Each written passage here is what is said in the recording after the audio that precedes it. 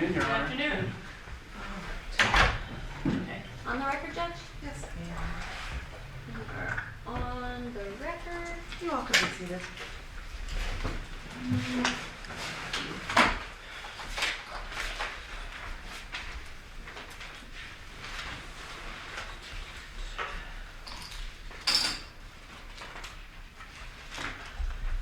All right, calling case number P120730, matter of Ron Simpson. Can I get appearances, please, for the record? Good afternoon, Your Honor. Malcolm Laverne, bar number 10121, counsel for the estate of Ron Simpson. Jordan Spangler, bar number 3818, counsel for L2 acquisitions. Thank you. And I have both Steve Levine and Ron Levine, who are the principals. Okay. And then I have two other witnesses here. Okay. Or well, actually one's only going to testify, but I do have one other witness. Okay. We are on for a petition for the termination of the validity of a administrative claim. I guess what I would like to start off with is neither side actually addressed whether or not this was an expensive administration. I mean, I understand your article, your opposition, Mr. Laverne, that there wasn't even ever a meeting of the minds sufficient to create a contract.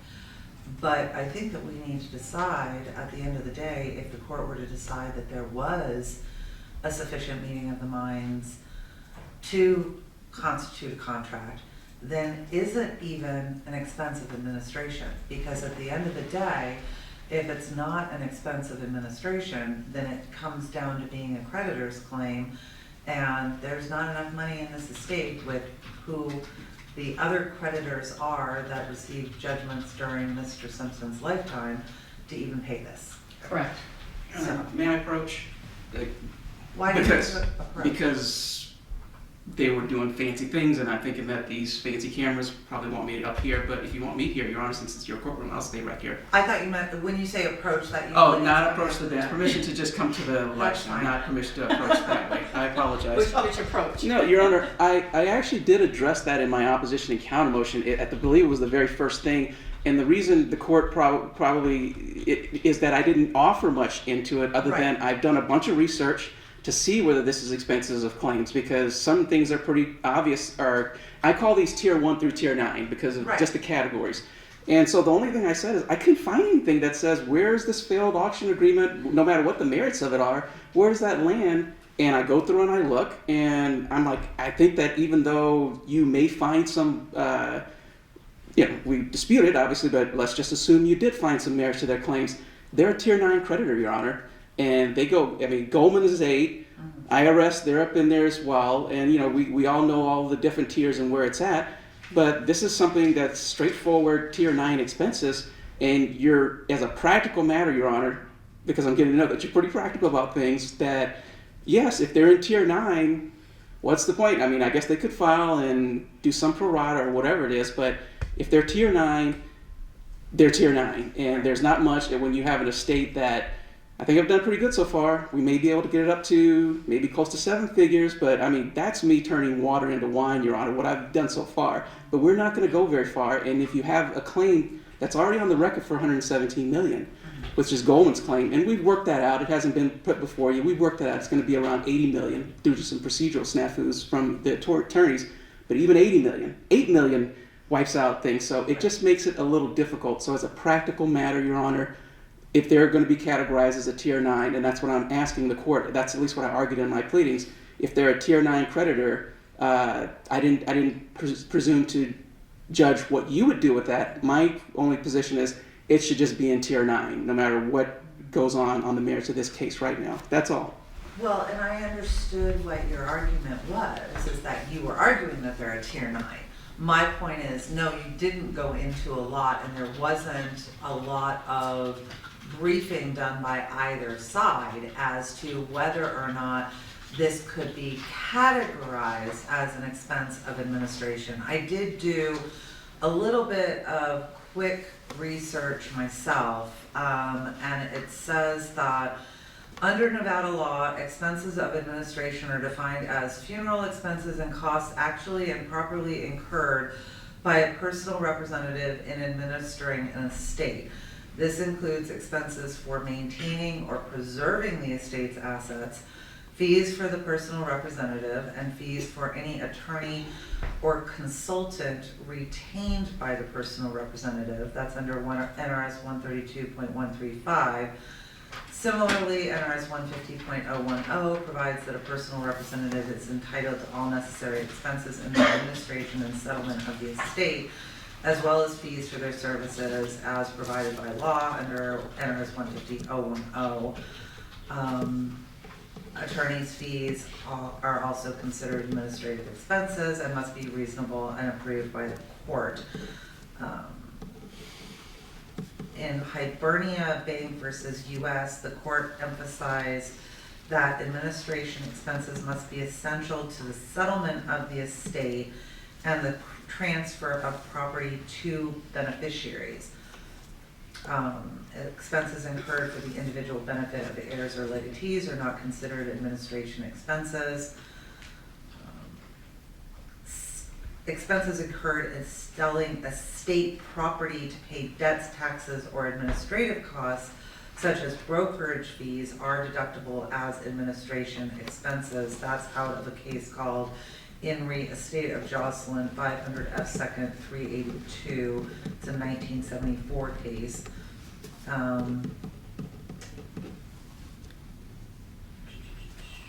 So, I mean, to the extent that they're saying that expenses incurred in selling estate property to pay debts, taxes, or administrative costs would be potentially deductible as administrative expenses, I think that there potentially could be an argument that could be made that the expenses that maybe if there would have been a contract, right, that any expenses that they would have incurred for potentially selling the estate's assets would potentially be an administrative expense, but that doesn't necessarily go to the commissions that they would have achieved as a result of that. So I don't know where that leaves us. I definitely think that I would probably want some additional briefing on that, but I think that we don't even get there until we decide whether or not there was a meeting of the minds and a contract, which based on your opposition, Mr. Laverne, and based on some of the text messages that I saw, quite frankly, Ms. Spengler, I don't know that there was. But I'm happy to, I didn't know that we were going to do a full evidentiary hearing today, but I was ordered to an evidentiary hearing, and I'm here to do an evidentiary hearing. I'm happy to. And I would like to address the administrative. Of course. Because, Your Honor, I researched this too, and there is not a lot out there. Of course there's not. It landed in my court. It's an issue of first impression. What else is new? I mean, you can find all kinds of estate of bankruptcy. Yes. But estate. Right. So I commend you. You found more than I did, because I did look also. When I first was getting ready to figure out what I could or could not do with this case, I consulted with Laura Johns Billhouse, who does, I swear I turned everything off. I apologize. I give up. And she was the one who told me that it was, and she does this for a living, so I took her legal advice that this would fall into an administrative expense because it is a contract. If the court finds there is one, it's between the administrator and L2. It wasn't a debt that was incurred by Mr. Simpson. It isn't a debt for taxes or anything else. It was a contract, in our position, between Mr. Laverne and as the administrator, not as the attorney. Yeah, I was going to say that needs to be clear, because if it was between Mr. Laverne and L2, then it's definitely not, because it wasn't done to benefit the estate. Yes. So, yes. This is between Mr. Laverne as the administrator of the estate and L2, which, based on what I could find, the fact that it is a contract between those two people moves it up to the level of being an administrative expense. I also found an IRS I'm not sure it's exactly the code, but it's like a memorandum that they put out for the people about if money's owed to the IRS, what you get to collect. And they have a section under reasonable administrative expenses. And necessary administrative expenses, let me find it.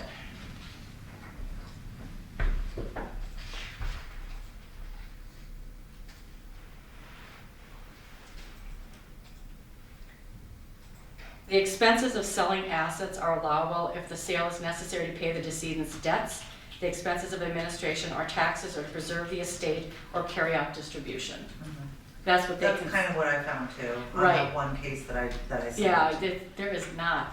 There's not a lot out There there. is not a lot out there. There's not a lot out there, and, you know, And- it doesn't get lost on me right now that I don't have Mr. Goldman's attorney here. To the And- extent that they would be able to object to this, I Right. don't know if they felt like they needed to weigh in. Your Honor, this was never supposed to have gotten to the point of being an expense of the estate. Right. This was the same situation as faced with Goldman's auctions, which was we were going to sell all of this stuff. Money would be generated for the estate.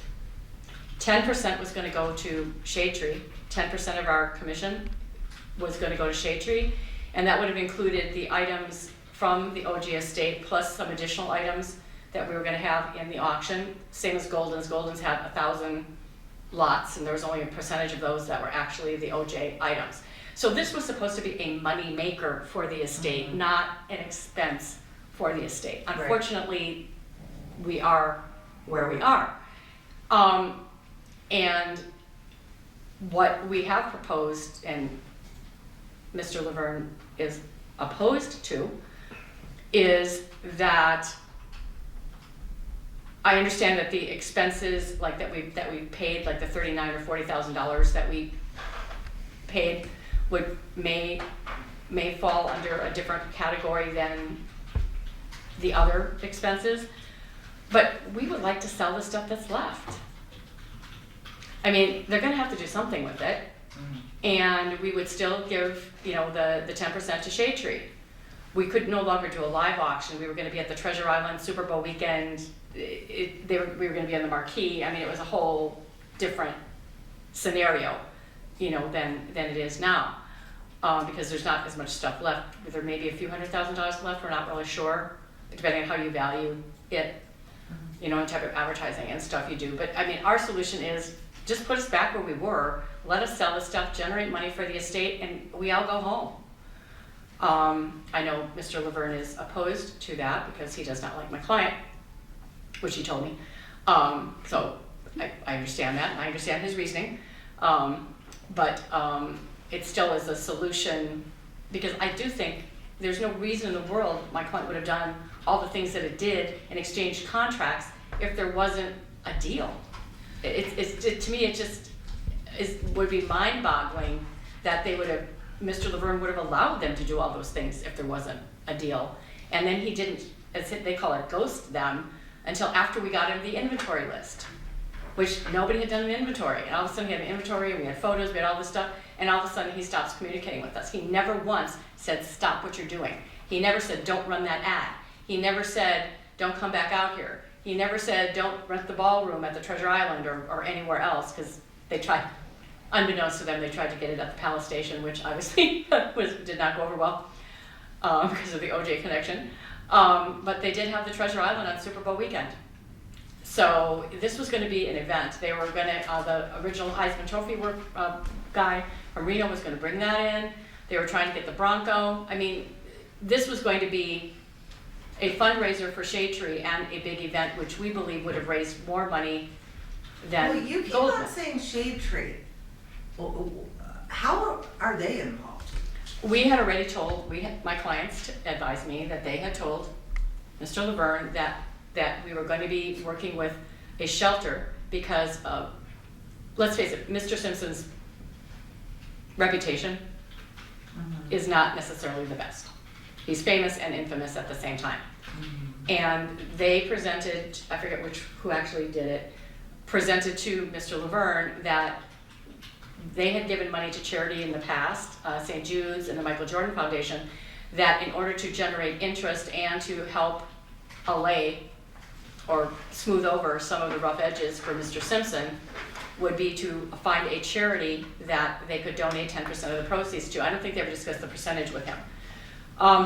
Mr. Citrone reached out to Shade Tree. We have a confirmation from Shade Tree. They were going to have somebody speak at the live event, and they were going to be getting 10% of the 25% commission. So my client would have gotten 15%. It's a battered women's shelter. It's a battered women. I mean, I know who it is. yeah. And so they were going to be getting 10%. So our commission would have been 15%. Okay, so they were taken out of their commission. Oh yeah, absolutely. Oh, It was not coming out of the estate. It was Oh, coming okay. out of L2's commission. Okay. And I calculated, depending on how you do the numbers, they would have gotten like 25,000 maybe, based on what what different things sold for and, So I and guess whatever. that begs the question, right? Because in your claim, you say that it was 201,000 that they lost. But that's not their commission. No.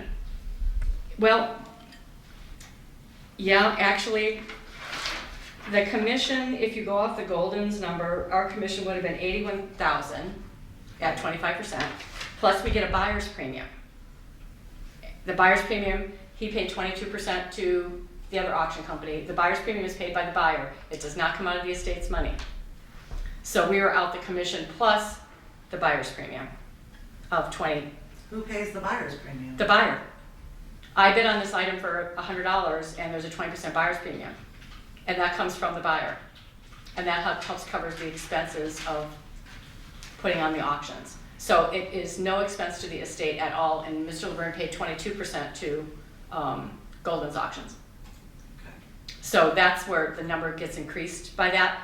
So the money to Shade Tree would come off the 25% commission, not the buyer's premium. In addition, based on what we had in our inventory and what was sold by Golden's, there's a couple $100,000 worth of things that were not in Golden's auction. Is that correct? Correct. Yeah. There's a couple $100,000 worth of things. I mean, one we know is the piano because everybody's spending on the piano. There's the car, which the Genesis. In fact, we were going to take less commission on the Genesis. And there's, I mean, I've got a whole list if Your Honor wants to see the stuff that's missing. I don't think you probably do. A couple of driver's licenses. There was an I think Mr. Simpson's phone with his screensaver with him and Nicole. I mean, there are items that still remain, I'm assuming, in Mr. Laverne's possession as the administrator of the estate, not necessarily the lawyer for the estate, or both. Well, it has to be both at this point. Yeah. Obviously, when I had attorneys, it was my safekeeping. I Yes, owed the yes. state So I owed the state of fiduciary duty to safeguard that correct. So property. yeah. So Mr. Laverne has those items somewhere. Yeah, some probably, I'm not sure where, but Well, we know where some of them are. I apologize. We No, know no. where some of them are because the court ordered me to Right. do an inventory of the stuff that's in storage, and then other places are in there. Other stuff is other places. there's other places, and I know some things are believed to be in the possession of the children.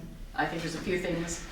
Yes, but that gets even more complicated. Yeah. I'm very much admiring Ms. Spangler's advocacy, but that would just complicate. I know things. it complicates So I'm gonna it. have to But chase anyway, people down for all this other there's stuff. we believe there would be several $100,000-ish worth of items that remain that could be auctioned off under the same terms that we were originally going to do, including giving money to Shade Tree. If the court finds that there is, in fact, a contract, a meeting of the minds, performance, you know, whatever term we would like to use. But to me, I guess to me, it seems pretty obvious that there had to have been, because why would Mr. Laverne have done all the things that he did, including renting them an office and, I don't think he did rent them. yes, he did. He That's rented all. them an I'm office. gonna hear from him, because you saying that isn't evidence. Well, I do wanna hear from, because I guess the attorney, for Mr. Goldman is online, so I'd like to hear their position, if they have any, oh, okay. as to whether or not they are going to object to this being an administrative expense. Thank you, Your Honor. Michelle Rafferty appearing on behalf of Fred Goldman, bar number 5097. I was not a party, nor was my client a party to any of these events, and so it is difficult for us to take a firm position as to whether or not there's a contract or not. We wouldn't have evidence to the contrary other than what's been presented to Your Honor. We do, of course, have the same concerns that the court has raised, that I don't have an indication here. This information that we have so far does not indicate there's a contract. And so indicating that it's an administrative expense before there has been evidence sufficient to prove a valid and enforceable contract is very concerning. Right. Of course, that's what's before Your Honor today, and whether or not this goes forward today or it's set for another day for an evidentiary hearing, I just haven't seen anything sufficient in my view and my client's view to determine that this is a valid and enforceable contract between an administrator and between a potential auction company.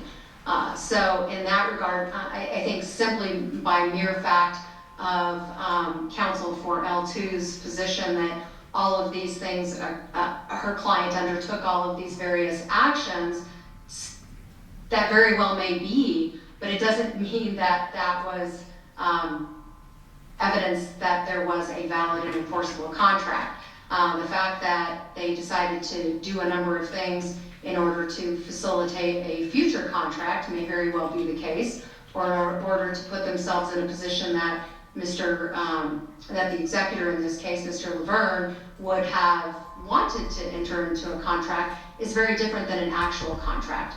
And so far, I haven't seen anything that would support that they have had a meeting of the minds. So at this point, we're not intending to file formal objections, Your Honor, but to the extent that the court has not found a contract, I don't think this can be deemed to be, in fact, an administrative claim at this point. I would agree with you, and that's why I said I think we need to decide whether or not there was, in fact, a contract first before we ever even go down the road as to whether or not this constitutes an administrative expense.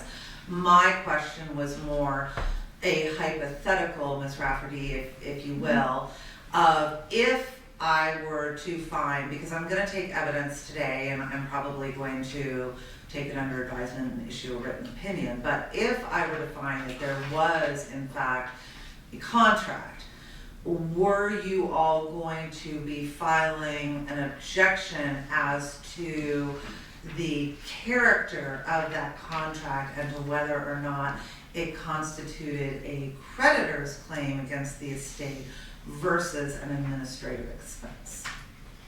Thank you, Your Honor. So yes, in the event that the court were to find this to be a valid and enforceable contract, depending on the scope and terms of the court's ruling, then it would be a matter of whether or not that's a claim against the estate or a private contract between Mr. Laverne and L2, whether or not it's a priority and in what position it would be in the administration of the estate. I would reserve the right to file objections or a position on that issue dependent upon the court first finding a contractual relationship. All right, so here's what I'm going to do for purposes of today. Today we are going to deal with the issue of getting evidence as to whether or not a contract was established. However, you all, since it's your burden, I will allow you to go first, Ms. Spangler. I will then take all of the evidence, I will issue a written opinion as to whether or not I believe that there was a valid contract.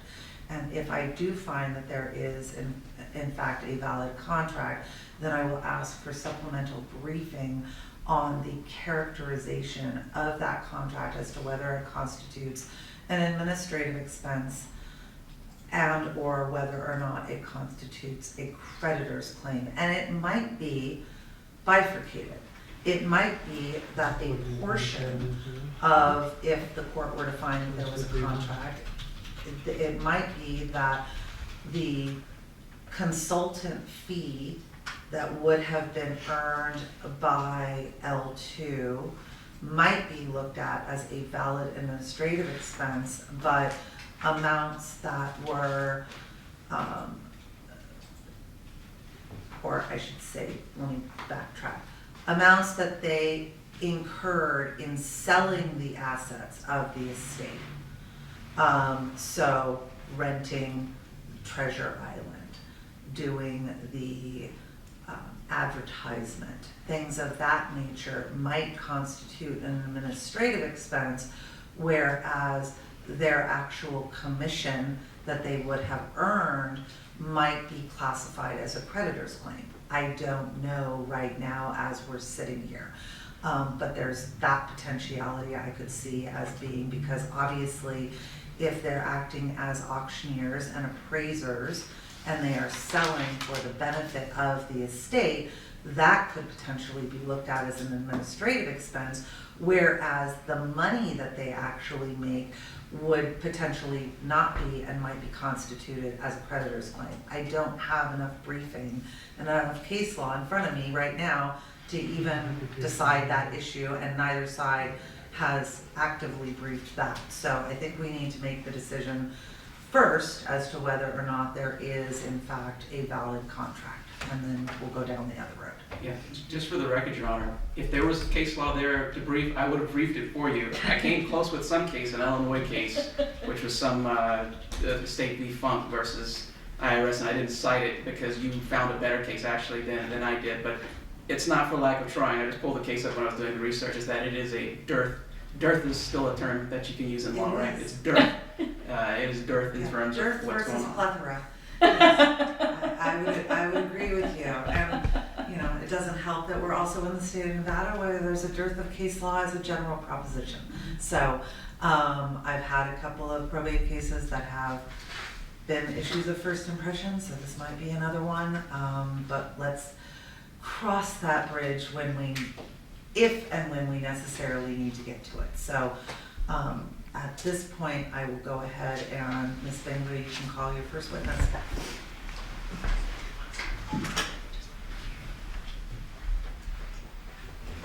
Yes,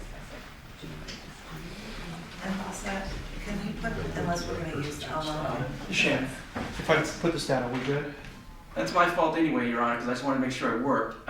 So if our execution is so she actually tried it for me, just make sure it was working. So, and I believe it's working, so we can put it back down. Thank you.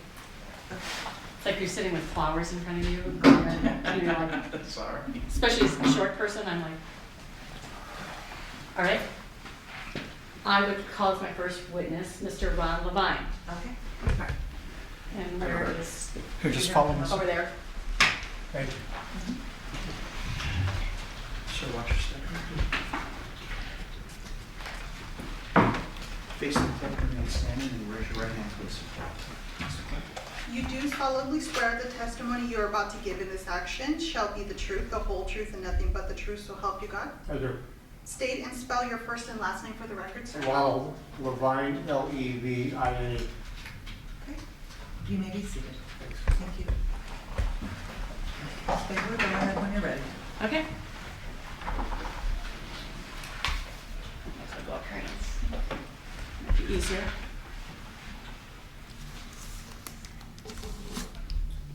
Mr. Levine, can you tell me what your first interactions were with Mr. Laverne?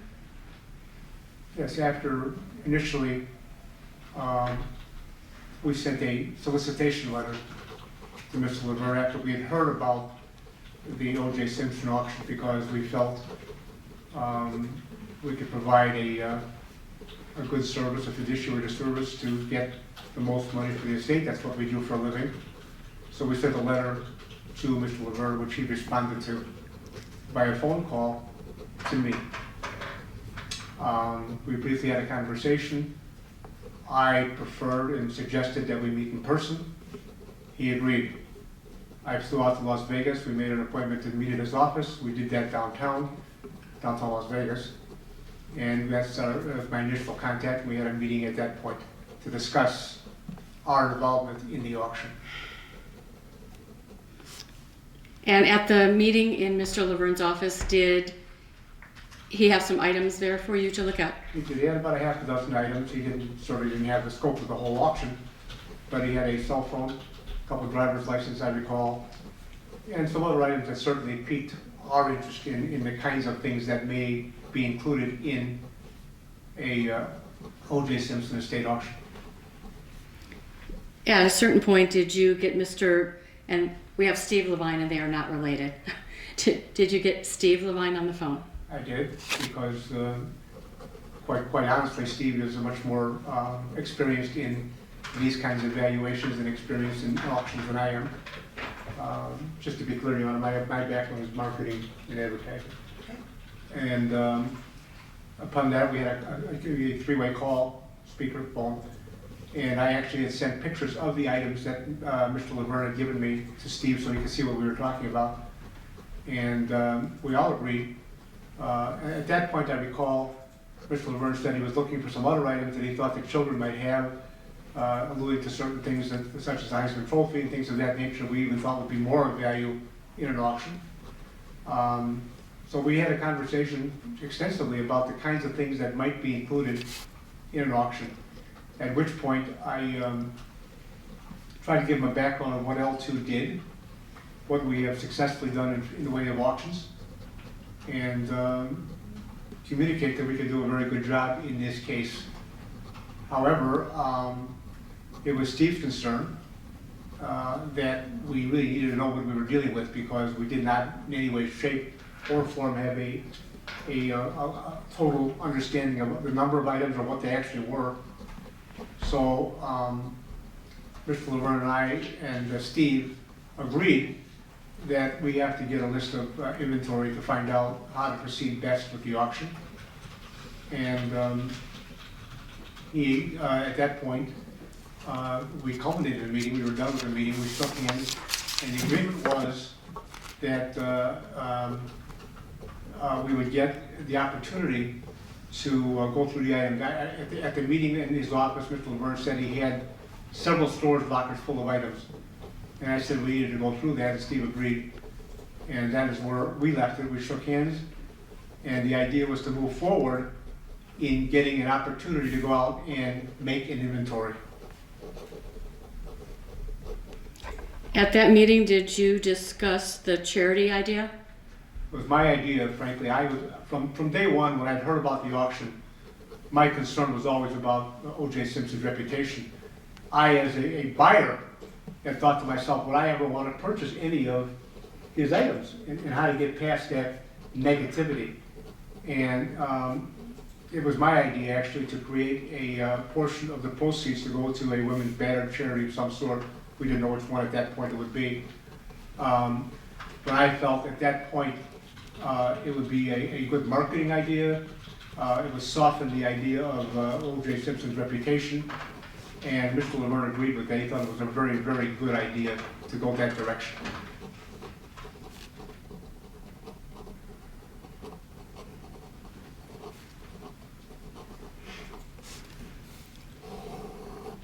When you concluded your meeting with Mr. Laverne, what was your understanding of whether you had a deal or you didn't? My understanding is we were going to move forward and do the auction, and we were going to have the opportunity to review all the items and determine valuations and how to proceed. And we shook hands on it, by the way.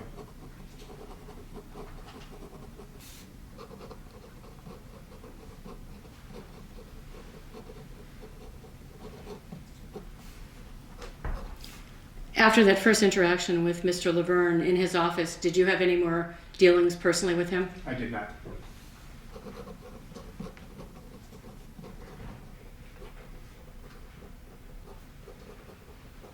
Were those primarily handled by Steve Levine? Yes. At that point, Steve had been involved in the initial phone call, the initial meeting, and they were communicating on how best to proceed at that point.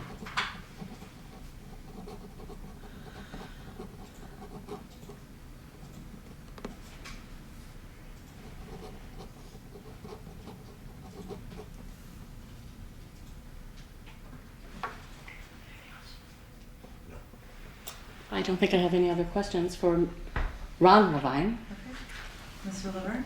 It's Mr. Leverne's opportunity to ask you questions. Thank you. You're welcome. So I'm not sure if he understands. That's very good. Good afternoon, Mr. Levine. Levine. And is Steve also a Levine? And also So two Levines, but you're not related Not related. at all.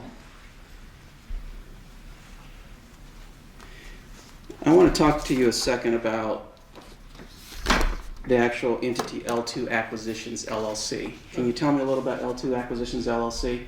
Right, Alto Acquisitions is a company that specializes in consigning items for the purpose of securing revenue for a particular cause or company. Okay, That's so, what we've done. That's what we have done consistently. but it's not an auction company, correct? We are not an auction company.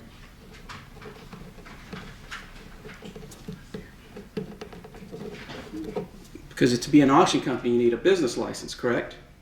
If I were going to be an auction company, I would need a business license. That's correct.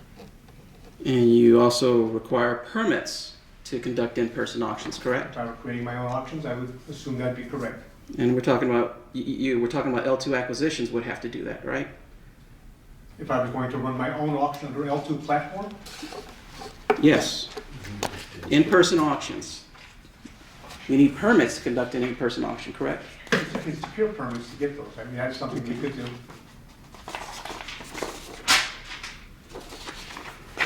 So let me explain that we can also utilize different platforms, such as, like Goldman does or whatever, to create auctions on our behalf. But Golden Auctions, you can admit, is an auction company, correct? That's correct. And we use Live Auctioneers as also an auction company. Okay. It's their platform. Permission to approach the witness, Your Honor? Sure. What are you showing me? I'm gonna give you a copy as well, Your Honor. Has, Actually, has counsel seen it? What you're showing? yes, too, but let me actually hand them out, Your Honor. We're kind of, this is I know. obviously done Yeah, hastily. I know. This is obviously done, but I'm kind of excited about it, the idea of trying a case like this, kind of the way we're trying it. Not sure if I should be, but I am. Permission to approach you, Your Honor, just I'll give you a copy and I'm going to give the clerk a copy. I haven't moved to admit it into evidence yet, I just wanted to see it.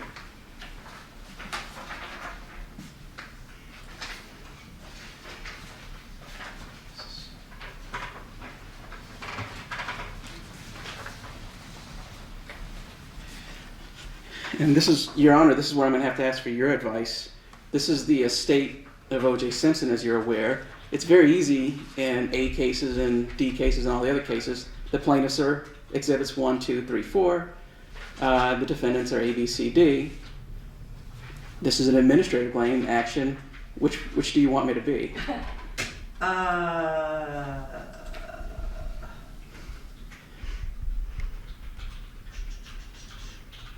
Technically, you're the respondent on this, so let's make you R and, because you're technically the petitioner on this one. Correct. So we'll make Ms. And Spangler the petitioner and you're the respondent on this particular matter in this estate. I understand that in general, the estate of Ron Simpson, that you would be the petitioner in most instances, but in this particular one, I think that Ms. Spangler's client, L2, would be the petitioner in this particular instance. I'm glad you saw the dilemma I was in, Your Honor. Thank you, and I think it makes perfect sense. I get it. So does that mean he uses ABC?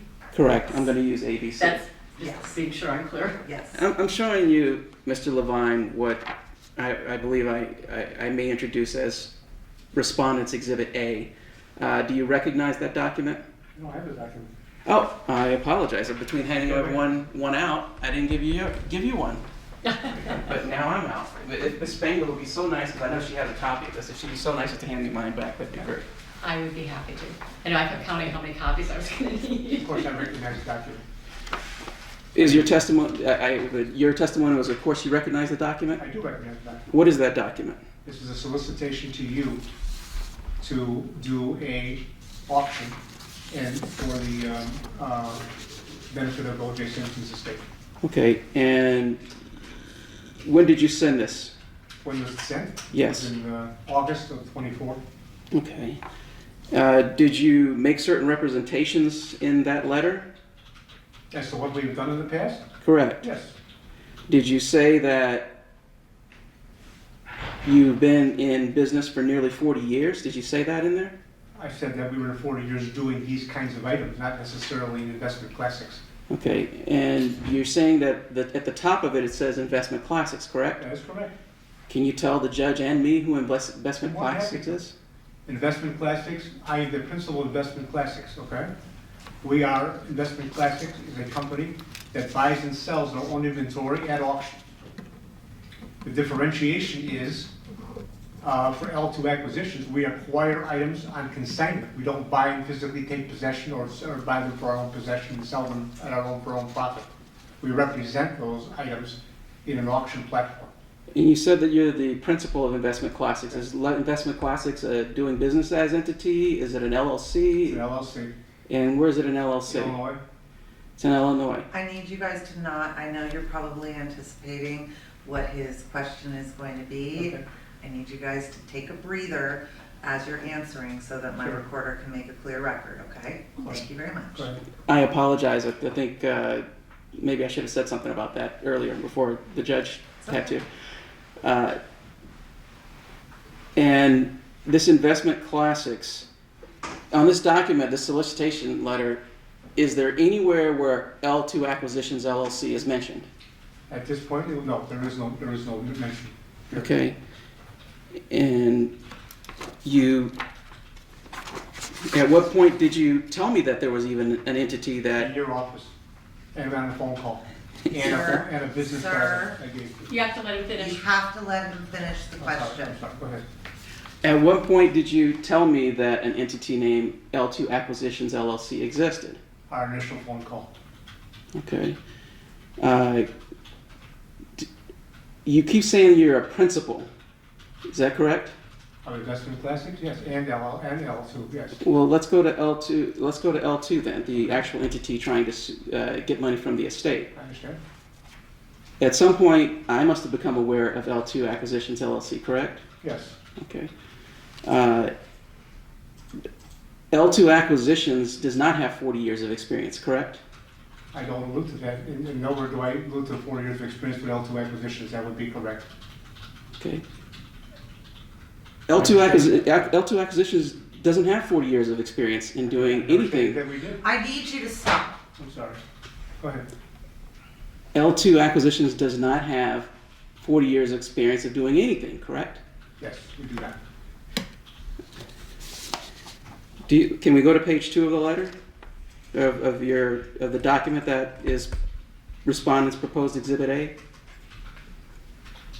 Trying to hear the question. Can you go to page 2, or at least the second page? They're not labeled, but can you go to page 2? Mhm.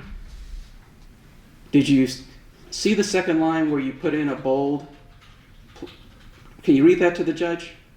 Plus a 25% confidential referral fee sent to you at the end. Is that correct? Now, if the court finds that there was a contract here, is this meant for me personally, Malcolm Laverne personally? Is that confidential referral fee? I think this was a generic letter, wasn't really meant, not at all toward you or personally, I think it was meant toward the, whomever was responsible for the estate. Okay. So if the court finds that there was some type of breach here, would the 25% confidential referral fee still apply? I'm sorry, after. In other words, if you're asking this court to award you damages, is part of the damages that they could award the estate that confidential referral fee, or me as the executor? Can I get that confidential referral fee? No, because it would be, this referral fee, this was done prior to anything you and I had discussion on. This was strictly as a solicitation. And what this is the commission we would, be able to earn for the estate. That was the intent here. Well, let's go to the next paragraph. I want you to, it's very short, so I want you to read that next paragraph to the judge in reference to you saying this was a generic letter. What does that say? This would go to you directly or strictly as you do it as you wish. In other words, at the end of the auction, give 100% of the proceeds to the Goldman family, which would help satisfy the court, and still get a 25% of the sale, hammer price for yourself, or distribute to the Simpson family. Okay. All right. And when you came into my office, did I have any comments regarding these referral fees that you were talking about? Do you recall whether I said anything about it? No, I don't recall. Was I agreeable to it? To the 25% fee? Yes. Yes, not personally to you, but to the, what we would earn as commission for the sale of the items. I'm going to move to admit proposed respondents Exhibit A into evidence. Any objection? No, Your Honor, except I do have a bit of an issue because Mr. Laverne is wearing two hats. And he's testifying while he's asking questions. Then make your objection contemporaneously. I didn't hear him testifying as he was making objections. Well, as he's asking the questions, he's saying, didn't I tell you this or didn't you tell me that? That is That's a asking the witness. question. He's not testifying, he's asking him, Okay. didn't I ask you this? Didn't I ask you that? He's not saying, I told you this. That would be testimony. He's asking a question. It's up to your client to say, yes, he did or he didn't. Okay, I want to be clear that we try to keep some demarcation between, it's difficult, I understand that.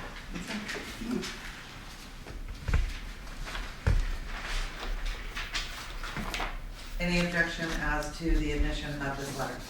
No, Your Honor. So is it in? How can I lose a pen quickly? You got this one? Permission to approach the witness with another document, Your Honor. All right. I know what I have. Where'd it go?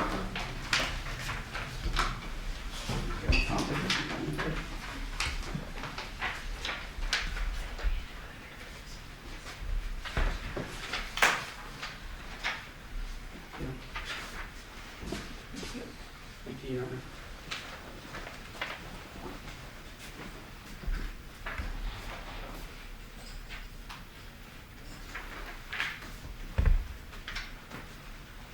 Mr. Levine, do you recognize that document that I'm going to, for now, call Respondent's Proposed Exhibit B? I do. And what is that document? It is a certification of the state of Illinois that L2 is a good standing entity. And what does the date of organization of that entity state? October 2024. Okay, so L2 Acquisitions LLC. Oh, I'm just gonna correct the record because that's not what it states. It's not responsive to your question. It says, having organized in the state of Illinois on August 16th of 2023. So that's this is the yearly in good standing that's dated October, but it appears that they organized as of August 16th of 2023. good catch, Your Honor, and that so I can get to my point. So you acknowledge, Mr. Levine, that L2 Acquisitions LLC didn't even exist prior to August of 2023, correct? I would agree. That's correct. And That's the date we organized. That's correct. and we say we. Who's we? Steve Levine and myself of the LLC partners. Okay, so you're a manager. What's your status with L2 Acquisitions LLC? Your actual legal status with that company? I'm a partner. When you say partner, do you mean manager? Am I the managing partner? I think Steve and I share responsibilities equally. Okay, and you're saying that Steve Levine is also either a manager or a partner or a principal. Is that correct? Yes. You certain of that? Yes. Okay.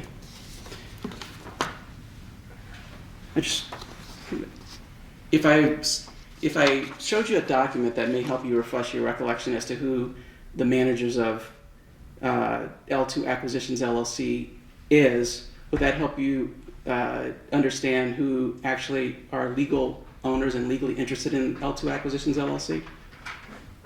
Yes. Permission to approach just for a second, Your Honor. So do you kind of recognize that document? Yes, that's all. And what is that document? I imagine that is the initial filing date for the LLC. And who does it list as a manager? Myself? And who else does it list? Nobody. Okay.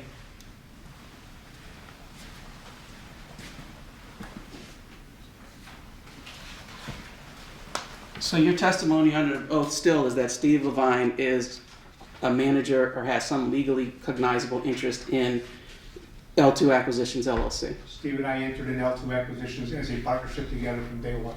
Not asking you whether you're partners. He I'm has asking- he has a legal responsibility to L2. Not asking whether he has a legal That's the responsibility. question. I'm asking whether he is an actual legal managing member or has some type of legally cognizable interest as far as the entity is concerned. Yes, Okay, and what is that interest? he is my partner in L2 Acquisitions LLC.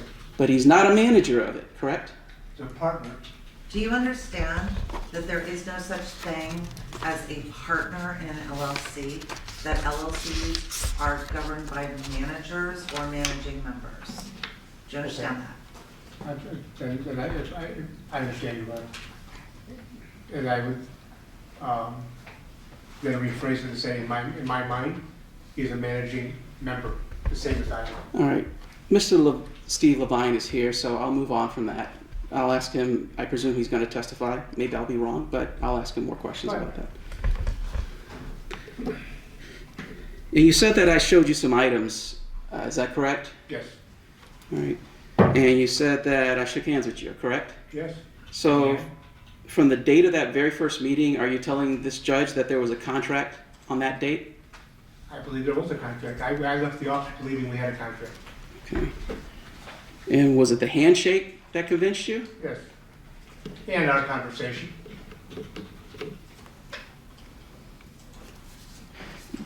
Were you made aware of any limitations or concerns, including that there's a court order to conduct this auction? You briefly touched on, I was not aware of the details of it. Yes, you did say it was a court order. Yes, you were under court order to do it. And were you made aware that the estate had to abide by certain conditions of the court order? I don't think you made it clear to me. And Steve Levine would be the best person to have that information? Not necessarily. Okay.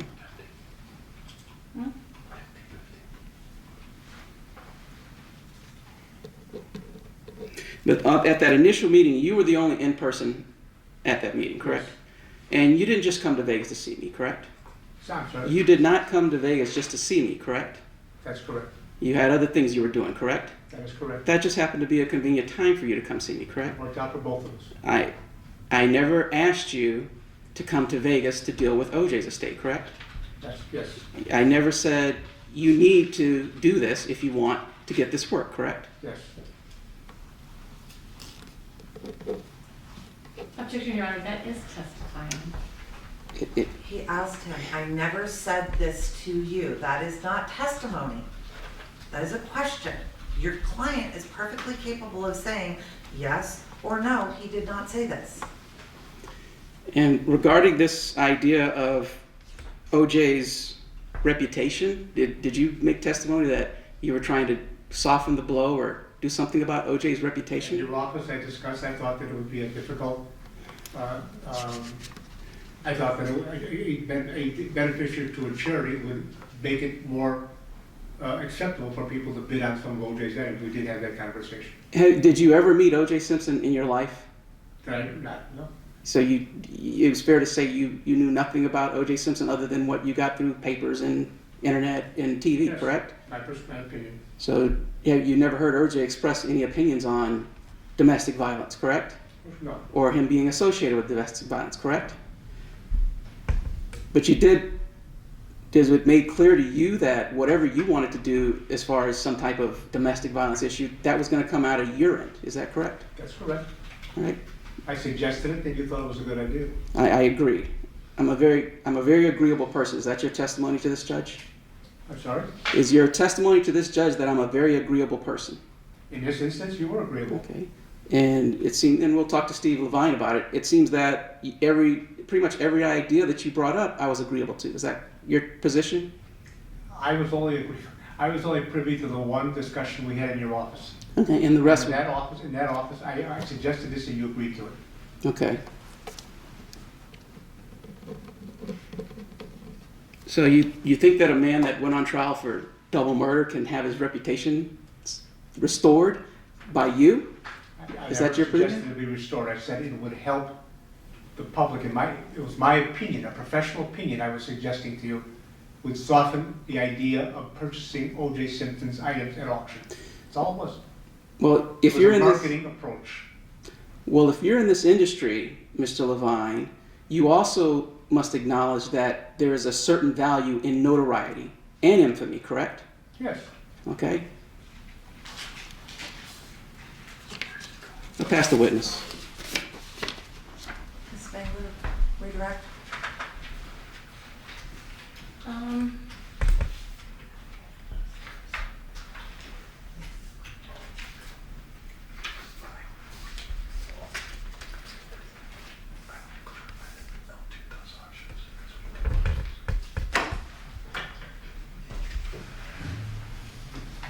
Mr. Levine, Mr. Laverne asked you whether you were, L2 was an auction company. Doesn't L2 do auctions? We do auctions, but my definition of an auction company has their own platform to do auctions, and we don't have a platform. That was my understanding, was the question he was asking. Okay, so L2 does auctions. Yes, but we You don't have. you use somebody else's platform, That's correct. and that's the So distinction.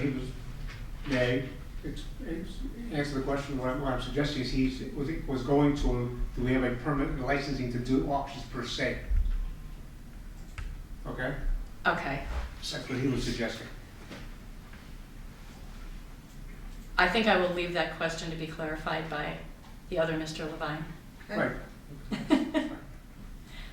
I have no other questions. All right. No, Your Honor.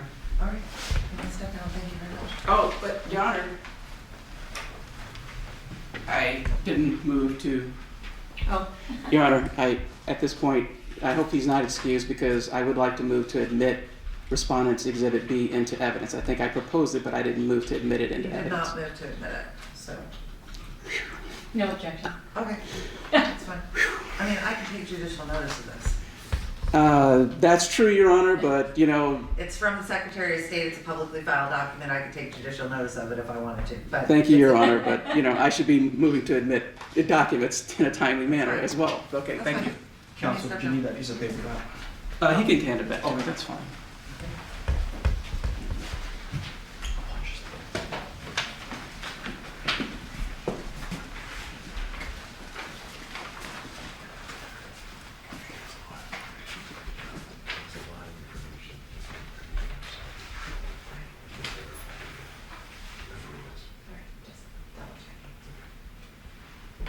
Spangler, you ready to call your next witness? Yes, Your Honor, I am calling Randy Kessle, and he goes professionally by the name Randy Paul, and you will see that name because he says as an auctioneer it's easier for people to say Randy Paul than Kessle. Okay, have him come on.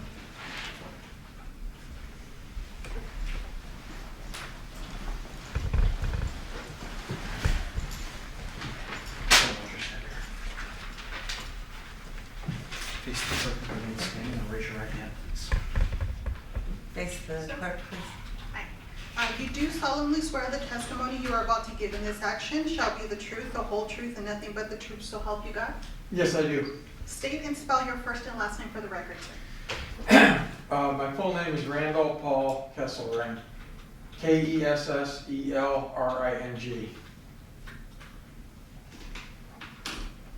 Thank you, sir, you may be seated.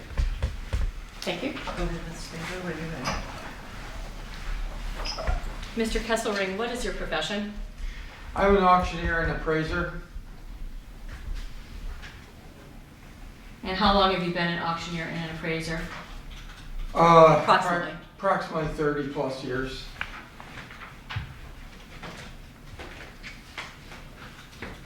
Do you do live auctions? Yes, Do you do online auctions? yes, Do you do some auctions that are live and online?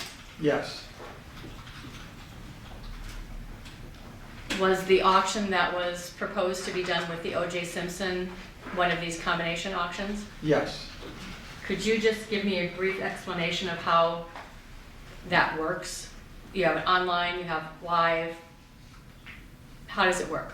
Well, doing it that way allows people to come in person and and participate in the actual room where the auction's done. And it also enables people that might not be able to come to the auction physically to bid online at the same time. Are bids taken online prior to the opening of the live auction? Yes, there's usually a pre-bidding process. Okay, so there's a pre-bidding process and then the live auction. Yes, correct. And during the live auction, how do you or anyone else keep track of the bids? Well, there's software that's used to integrate all that. Okay, so if I were looking, like for example, at that screen behind you, that would be telling me information?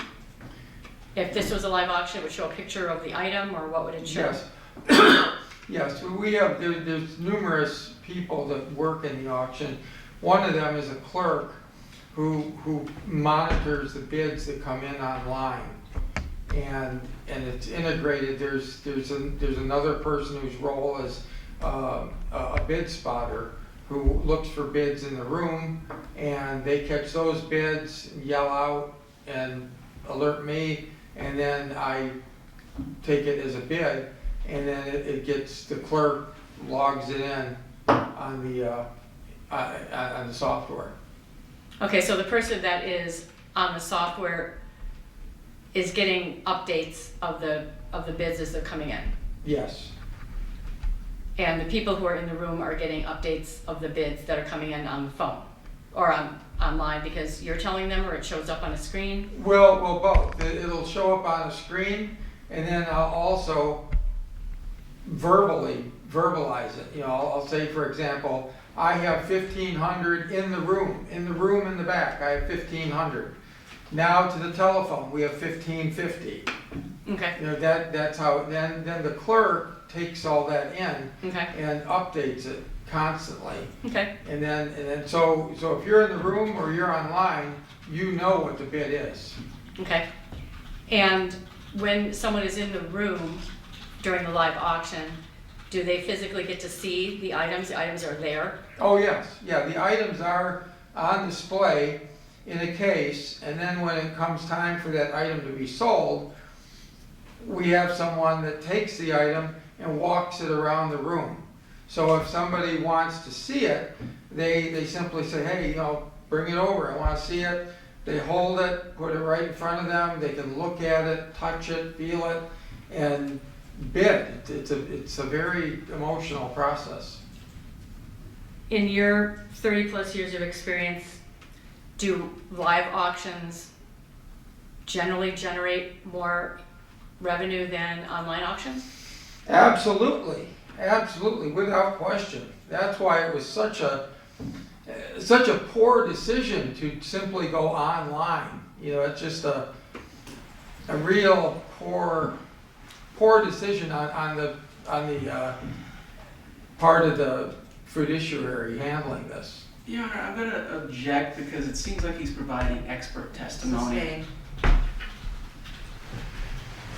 I'm the trier of fact. I'm the one that gets to decide whether or not it was a poor decision or not.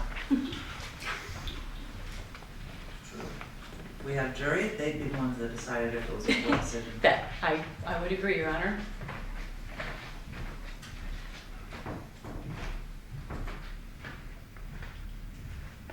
In this particular instance, would having an auction on Super Bowl weekend at the Treasure Island be beneficial for the prices? Oh, absolutely it would, because again, as I just stated, auctions are very emotional events. A lot of attendees don't come with the intent per se of buying a particular item, but they act oftentimes on impulse. And a lot of these people that would be at Treasure Island, especially on Super Bowl weekend, are affluent, very affluent people, and they would likely act impulsively. And I've seen it many times in my role as an auctioneer, that it's something that cannot be done online by Golden or anyone selling online is to talk the items up, to glorify them, romance them, and get the bidders to bid one more time. You know, that's what I do, and it's an art. And I'll say, look, you know, you're missing out on this. Don't lose this item for $500. This is your only chance to get it. And they'll raise their hand. And then once they raise their hand, the online bidder has to bid again. And then it's to the room again. And then it goes to me. I say, look, one more time, come on, let's do it. Help me out, you know, and again, I got another bid and another bid. And that's why when it's all said and done, we get spectacular prices when it's done online, or not online, but live in the room. Okay. And the online bidders help back up the live bidders, so that when you combine the two, that's when you get the truly spectacular prices. Okay, so let me go back to your interactions with Mr. Levine. Okay. Could you, because I know the judge has something at 4 o'clock. I thought you said you did. Oh, sorry, okay. When did you first meet, I'm assuming you did meet Mr. Levine. When did you first meet Mr. Levine? That was on when we, this was after the meeting with, after Mr. Levine met with Ron Levine. Then Steve contacted me and said that he had a meeting set up with Mr. Levine to actually look at the items in the storage unit and to begin an inventory. You meant he had a meeting set with Mr. Levine, not Mr. Levine. Right. I know. So did you in fact meet with Steve Levine and I believe Robbie Citrone Yes. at the storage unit? Yes. Was And, Mr. Levine there? yes, I can say that I had never met Mr. Levine, and all I had, and I had never met him before, but we had a time that we were supposed to meet at the storage, which was, I believe it was 10 o'clock, and all three of us were there, fully prepared, on time, and then Mr. Levine, we're waiting, half an hour later, Mr. Levine calls, says he's gonna be an hour late. And so we kept waiting, an hour goes by, then Mr. Levine called and said that it's told us to go out and have breakfast or something, and he was gonna be another hour late.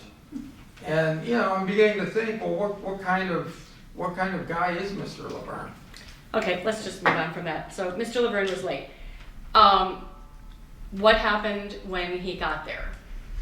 When he got there, he opened up the storage units and There were allowed two? us. Yes, there were two. And then what happened? Then we went in and began, we began inventorying and photographing what was there. Was that the first time you did that, or the first time Yes. did you just look around? No, the first time Because you came back a second time. yes, the first time we did take photos, and we did create a list, but it wasn't a complete list. We started making a list. I believe we inventoried like 100+ items when we came out that first time.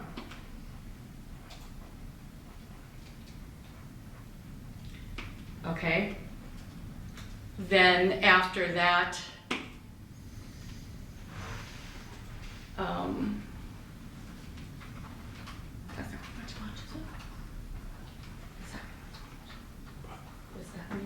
Yeah, we at that point, we agreed to do the auction because we saw how much was there.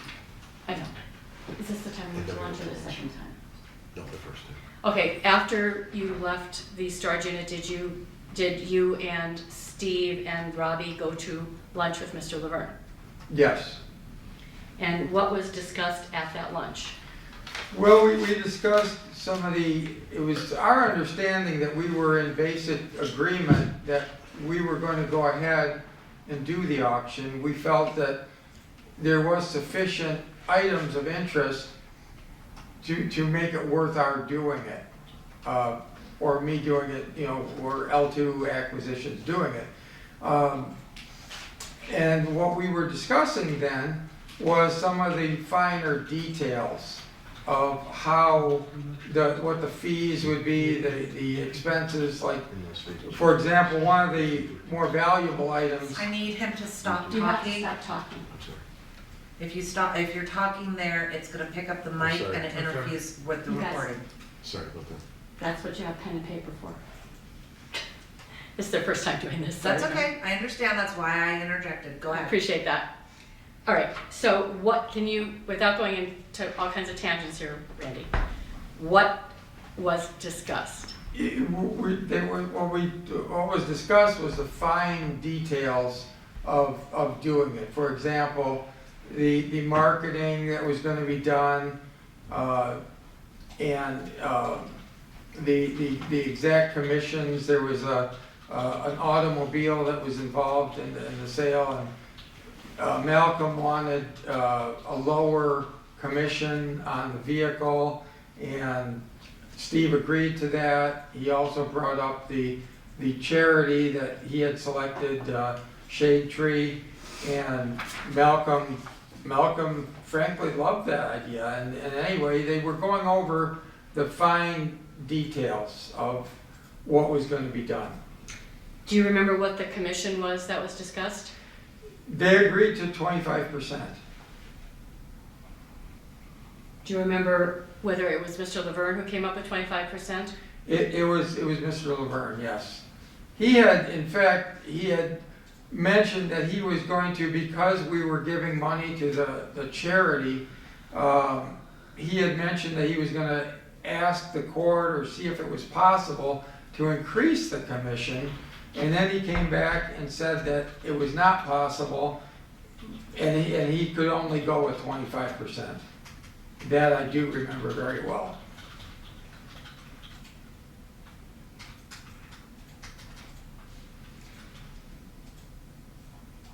Do you recall talking about a website? Yes. What was the website going to be? Do you remember the name? You know, they had proposed something simple, like O.J. Simpson auction, and Malcolm thought, it was a good idea. It's just another thing to make the auction work, and work well. Yeah, he agreed to it. He liked it.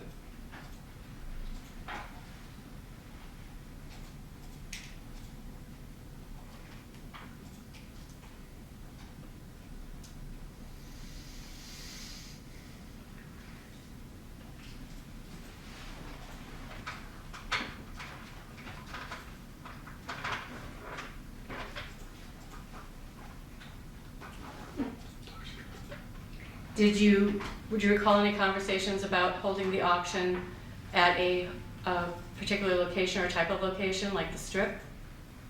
Yes, and again, Malcolm was fully supportive. He very much liked the idea of doing it live. He just said, he said it really depended on the location. He wanted a location that was, that was going to be suitable. That was going, he wanted to make sure it was a high profile location. Such as the Treasure Island? Exactly. He didn't want it done in some banquet hall and on Industrial Drive or something like that. Okay. He insisted on a high profile, well recognized location. And we said we didn't have one yet, but we would work on that until we secured such a venue.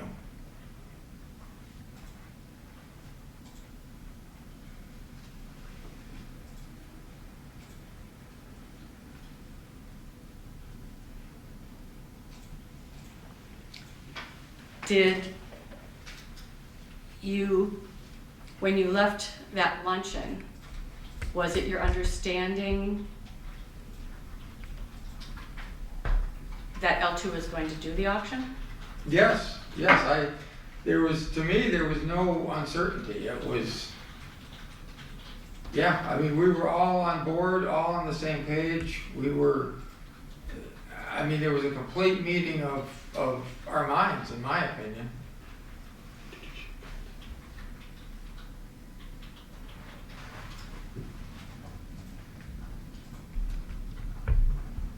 So at the conclusion of that meeting, it was your understanding that there was going to be a 25% commission Yes. with a lesser commission on the automobile, Yes. and that you were going to select a charity, Yes. and that you were going to locate a high-end type of property to conduct the live Right, auction. a venue. Venue, right? And that you were gonna have a website, L2 was gonna have a website Yes. with O.J. Simpson's name in it, Yes. and there was gonna be some advertising done? Yes, we went over that. We said we're gonna, that's something that Ron works on. He handles most of the marketing, but one of the widest read sports publications is the Sport Collectors Digest. That's kind of like the Bible of the industry. That was one that we were going to use. We also had a list of other marketing avenues we were going to pursue. You know, the Las Vegas Review was going to do a story. We had someone lined up in the LA Times that was going to do a story. We had a full marketing plan. And Malcolm also kind of interjected. He said that he knew some people at TMZ, and he was going to try to get some stories too done. And so we were working on it all together as a team.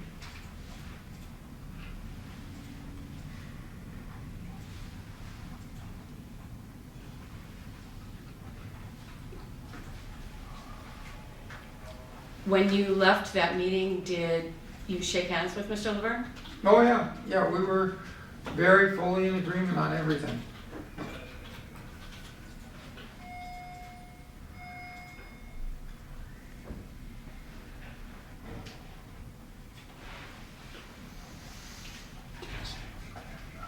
Did he specifically tell L2 that L2 had the auction? Yes, not only did he, well, maybe it might come up in a later question, but to answer this question, yes, he did. What did he say? He basically said through his actions and words that we're going forward. He said, look, I mean, he shook hands with Steve, and he said, I'm really impressed with you guys. That's what he said. I'm really impressed with you guys, and I'll do everything I can to help you guys move forward with this. Ms. Spangler, Mm-hmm. I want to stop you because I wanted to take a look at, because I'm very fully aware that for real property, the amount of the commission is limited to 7%. So I wanted to take a look to see whether or not there was a limitation as to commissions for sales of property. And in doing so, I came across NRS 148.105, which says contracts define purchaser of personal property, liability of personal representative, limitations on commission. And it says, number one, the personal representative may enter into a written contract with any bona fide agent, broker, or multiple group of agents or brokers to secure a purchaser for any personal property of the estate. And by that contract, the personal representative may grant an exclusive right to sell and shall provide for the payment to the agent, broker, or multiple group of agents or brokers. Based on that, now it does say in paragraph number 3, except as otherwise provided in subsection 4, the commission must not exceed 25%. So I don't think that the 25% is out of line. My point is that to the extent that you are attempting to establish a contract by a handshake, doesn't work under the statute. No, Your Honor, I am not. Okay. Although a handshake can be evidence of a deal that was later to be formalized in writing. But if there, my point is, I Mhm. think that this statute is definitely on Sure. point. I do too. That in the absence of a written contract, that there is no contract. So I don't think that you can have a contract by action. I don't think that you can have a contract by handshake. I don't think that you can have an implied contract where you would normally be able to potentially establish that in normal, ordinary course of contracts. I think that the NRS 148.105 is dispositive of the issue that it needs to be a written contract. And in order for it to be enforceable, as we're well aware, a written contract would have to be signed by all parties to the contract. And I don't see that we have a written contract in this case. We had an exchange of written contracts, but it is, you are absolutely correct, Your Honor. Neither one of them was signed. Right. So I don't think that we have. I've never seen the contract for, I'm sure it must have been signed with Golden's.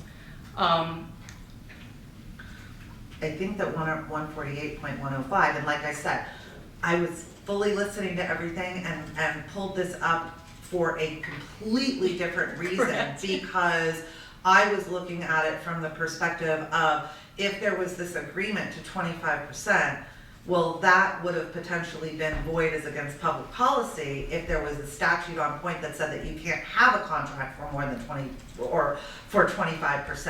And Understand. I knew that the personal or the real property limitation was 7%. So I was looking it up for a different purpose and then read it and said, I think that this is pretty dispositive that if we don't have a written contract, which I don't believe we do, I don't think that your clients can prevail. Was not aware of that statute. And I fault you, Ms. Spangler, I have $500 an hour lawyers who should have saw this and spotted this. I mean, I'll use, I'm getting up to speed as a probate lawyer too. I wasn't aware of it until, but there's one thing that I will always say about myself, if there's an answer out there, I tend to find it, so. Well, I go off on tangents. I mean, I'm with you. I like, oh, but what about this? What about that? I thought about this. Then it leads you somewhere that you were not expecting. So I don't I'm know. happy- I do not know whether there are any exceptions to that rule because I haven't looked at any case law. I'm So- happy for you to continue down this road, but to the extent that you were trying to establish by inference or handshake, I think that 148.105 is probably dispositive of that issue. But if you want to continue to go down this road, I'm happy to do so to the extent that I will allow you all to do supplementary briefing on this issue or see if there are exceptions. I'm happy to do so. We've got another hour and a half for purposes of today if we have to continue it, because I do have to leave at if 5. the court's decision based on the plain language of that is that because we do not have a signed contract, that the fact that there was performance, there was an agreement, but it never got formalized, that means we cannot prevail. I don't think you can unless there's an exception. So I would be happy to allow you to potentially brief that and we can come back, or I can continue to take the testimony of the people that are here so that we don't have to bring them back and you can brief it later on. It's up to you. Since we've got everybody here, it seems to make some sense to me to allow you all to go forward to take the necessary testimony and then to potentially brief this later. I'm on board with you, Your Honor. We're here, testimony's being taken. Let's do that. Yes, my people are from out of state. That's so- fine. So go ahead. I'll let you go ahead. I just wanted you to, as I found it, I was like, this might be No, an issue. thank you. I appreciate that. Go ahead. I don't think I have any more questions Okay. for Mr. Paul, Okay, or Mr. Wrestling. I keep saying his other name. all right, that's, Kessle Ring, sorry. Okay. all right. I will, Past witness? oh, and when he's done, could we take a 5-minute? Sure. I don't think I'm gonna be too long. Okay, Mr. Right, Goldman, go right. ahead. Good afternoon, Mr. Paul/Kesselman. Kessel Ring. I Kessel Ring? Yes. Mr. Kessel Ring. Mr. Paul works. How many times do you recall having meetings with me?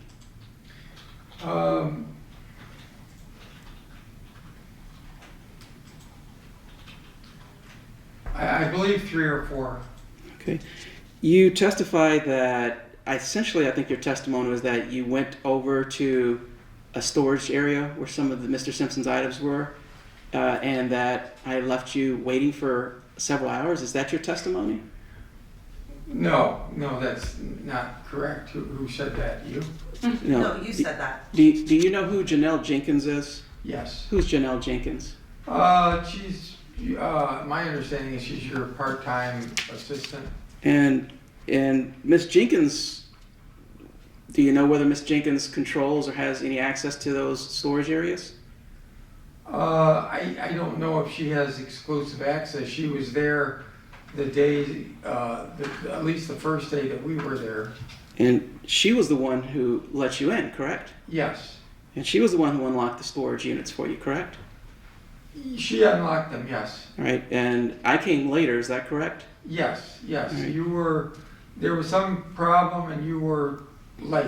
Okay, so in other words, I didn't leave you hanging out there for a couple hours. That's more accurate. Well, no, we were waiting there quite a bit, and then finally, I think, yeah, again, the way I recall it is Janelle was there, but she said, let's wait for Malcolm, and so we did go and have breakfast first, because we were told to, and then we came back around noon, I believe, and we did meet Janelle, and then Janelle wanted to wait for you, and then so we waited a little bit longer, then finally, Janelle, I think, got the approval to let us in and start looking and stuff, and then you showed up at some later time when you Right. showed up. And I'm just going to run through these very quickly.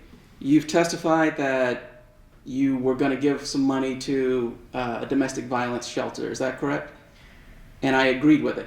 Yes, Okay. that was, again, it wasn't my idea, I didn't originate the idea, but I also thought it was a good idea. But you thought that the executor agreed with it, correct? Yeah, you did, yeah. And you also testified that you did an O.J. Simpson website. Is that correct? Yes, yeah, you thought it was a good idea. And the executor just agreed with that, Yes. correct? And did you actually build out an O.J. Simpson website? I didn't, but the principals of L2 did, yes. All right. Have you ever seen the O.J. Simpson website? Yes, Okay. Do you know what the URL is? I don't know what the URL is, I believe it's O.J. Simpson auction. And can you .com. tell? I apologize. And can you tell this judge when you type in ojsimpsonauction.net what happens? Okay, I'm going to rephrase that in a yeah, leading. yeah. I'm going to rephrase again, that. I In don't know if it's .com I need you or to stop .net. talking over each other, please. I was going to withdraw the question, Your Honor. I'm going to rephrase it in a leading way. Okay. Isn't it true that when you type in the O.J. Simpson auction website, it simply redirects you to L2 Acquisition's website? That's what happens, correct? I can't say for sure. I haven't looked at it for a long time. Okay. I don't know. And you've also testified that I just agreed to the location, correct, of Treasure Island? No, I didn't say that because by the time we had got the L2 or they had found the, set up the location at Treasure Island, you were not communicating at that time. Okay. And I wasn't communicating because you had been made aware that I was no longer going to enter into a contract with you, correct? Objection, Your Honor. This is beyond he wasn't involved. It's beyond the scope of what he knows, to be honest with you. Well, no, I can say that I did, I fully believe that the auction was still gonna happen, and for whatever reasons, you just weren't responding. And I had sent you an email, and I told you that what's going on. In fact, I even wished you well, and you just wouldn't respond. So I can't read your mind.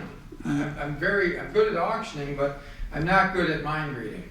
The court will take judicial notice of the fact that when you type in L2 acquisitions, or I'm sorry, when you type in ojsimpsonauction.com, which I did, it does redirect you to L2 Acquisitions LLC. Yes, it's supposed to because of what was supposed to happen after. I understand, I'm just saying, I'm Yeah. just taking judicial notice. Yes, no, that's accurate. Okay. And do you have anything to provide this judge saying you need to do this if you want to have the contract? Did I express words to you of nature of you need to do things, you're required to do things? Did I ever send you any text, any email that said you're required to do certain things between the time you first saw the inventory or his items and the time I stopped communicating with you? Well, those were things that you supposedly were discussing with Steve and Ron. Okay, They're so the principals. So I don't really know what you had said. but your opinion of me related to these negotiations is that I was generally agreeable to anything that either you, Mr. Paul, Steve Levine, Ron Levine, or Mr. Centrone, I was generally agreeable to every single, virtually all of your thoughts and your opinions on how this auction. No, I wouldn't say you were agreeable to everything. I mean, that wouldn't make sense. You were agreeable to everything that made sense in terms of moving the auction forward and making it successful. There were some issues I know we discussed, like the piano. It would be expensive to move the piano to the venue and then move it back, and there were some things that we had to discuss and that you weren't necessarily agreeable to, and we went your way on certain things. And the purposes of the contract is so that people can agree upon certain things, correct?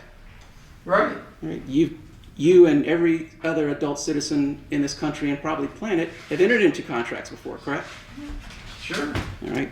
And so one of the things you have told this judge, or maybe you didn't, let me just state this. You want, if an item sold for $1,000, is that correct? You want it to add a 20% premium to that item, correct? Yes, that's standard for the industry. So the final total of that price would be $1,200, correct? Yes, if it was 22%, it would be $1,220. Yes. I'm using 20% because Okay. we're all lawyers here because we're not Einsteins, all right? But we Right, can be a little smart. It's less than what you paid Golden. I'm just please don't I can comment, do Your Honor. math. Please don't comment, Your Honor. I just she could do it probably pretty easy, not me. Then I'll just speak for myself, okay? Okay. So that final item is $1,200, correct? Yes. And what you and L2 and Steve Levine and all these other entities were proposing is that you take 100% of that $200, correct? Yes. And that you take an additional 25% of the $1,000, correct? Yes. All right, so that was your proposal, correct? Yes. All right, and you're telling this court that I was agreeable to even that, is that correct? Yes, because we explained to you why that was necessary. It's kind of like, relating it to you as a lawyer. If you're charging your client a contingency of 33% and there's fees and costs involved, you're typically going to take those. You might take those fees and costs out, and you still get your 33%. But I also have the ability to negotiate with a client to reduce my fee to 20%. The contract could say 20%, correct? Yeah, but that's not usually. Usually it's a standard. It's a standard fee, just like the 25%, the 22%. Those are pretty standard fees for doing this. Do you or anyone you know in this courtroom right now, L2, anyone, do any of you have an actual account with Golden Auctions? Yes, I do. Okay, and were you bidding on these items during the March Elite auction of Mr. Simpson? I was, yes. Okay, and did you buy any of the products? No. Then what was the purpose of you bidding on those items? Well, there's multiple reasons. One is because I felt that they were going for less than what they would go if we had sold them. Okay, so in your words, were you trying to get items that sold for less than you believe they could sell for? Yes. And then eventually resell them at a different time, is that correct? Yes. But in truth and fact, you never won any of those auctions, correct? Well, not because wasn't willing to pay the money, but basically, and this is one of the reasons why live auctions are much better than online auctions, is because it's difficult to go online and always, you could bid and then you go out bid and you come back and actually what happened is, quite honestly, I fell asleep. I was bidding and then I fell asleep and I woke up and it was over. And is that your own individual account or is that L2's account? No, that's honestly what happened. I'm talking about your account with Golden Auctions. Is that your own individual account with Golden Auctions or is it that's L2's? my individual account. And does anyone else in this room, have their own accounts with Golden Auctions? I believe Steve does too. All right. Do you know whether Steve Levine won any of the auctions and whether he was bidding on O.J. Simpson's property? He was bidding, yes, but again, similar thing happened. He missed out at the end. Objection, Your Honor. Speculation. Sustained. Sorry. I didn't. I can't do your case for you. I know, I'm sorry, Your Honor. I'm not sure if he's not testifying from personal knowledge, Your Honor. I'm not Well, sure then if he is. establish a foundation that he's testifying from personal knowledge, otherwise it is speculative. Be happy to, Your Honor. Mr. Paul, you've testified that you're aware that Steve Levine has an account with Golden Auctions. Is that correct? Yes. And you know that from personal knowledge, correct? I mean, all I know is from what he's told me. Okay.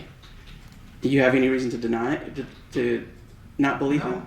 That wasn't speculation.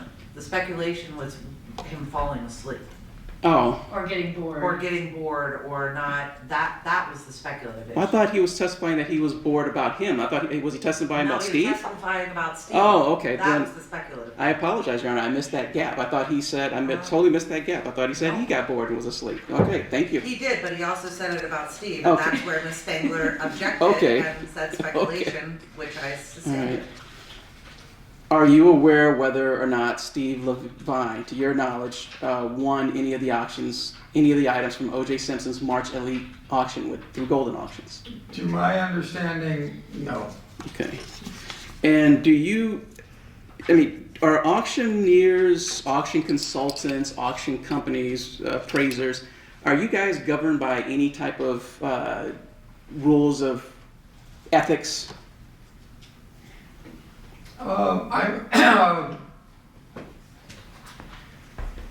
There's different organizations that you could belong to, but it really varies, by state to state. It's. Well, you're a proposed auctioneer to this. You're here in front of this judge because you wanted to do O.J. Simpson's auction, correct? Yes. All right, and then you went and then started bidding on O.J. Simpson's item through another auction company, correct? Yes. And the purpose of that was so that maybe you could actually sell those auction items at a discounted value and then sell them for an increased value, correct? Yes, that's All right, what we do. but you didn't. You were not able to outbid anybody, correct? Well, not because I wasn't willing to, again, because of the limitations of an online auction, and I fell asleep. That's one of the limitations. That's why if I was live in the room while the item was being sold, I wouldn't have missed out. So that's your own personal limitation, correct? You could fall asleep in the auction room as easy as you can in front of a computer, correct? No, not as easily. No, when you're at home and you're lying in bed or you're lying on the couch or something, it's a lot easier to fall asleep than it is in a room here, physically. All right. And do you in any way see whether or not it's a conflict of interest for you to be bidding on property that you eventually intend to resell and make a profit from it? Why would it be? No further questions, Your Honor. Oops. Do you in any, I'll repeat it. Did you I hear heard that? You heard me? All right. You heard his response? Okay, pass the witness. Redirect Ms. Spindler?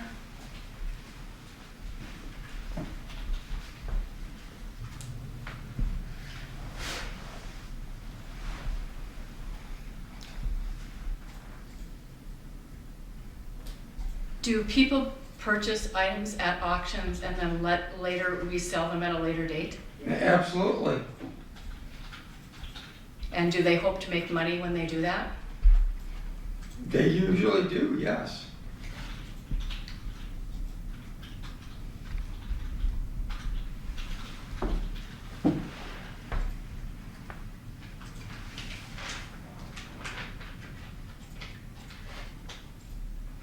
Any other questions?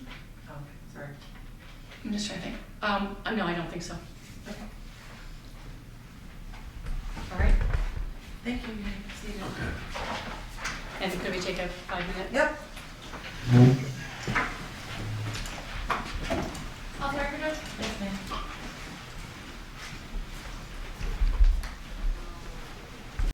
Yeah, that's fine. Okay.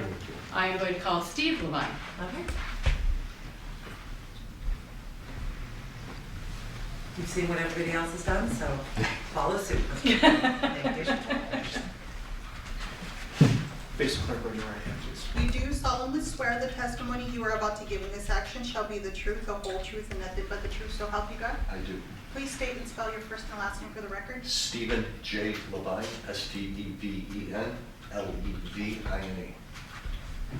You may be seated, Mr. Lewin. Ms. Spangler, you may proceed when you're ready. Okay. Mr. Levine, is it your understanding that you are an owner of L2 Acquisitions LLC? Yes, And how much ownership interest do you have? 50%. Did you have an operating agreement or something along those lines? We have an operating agreement.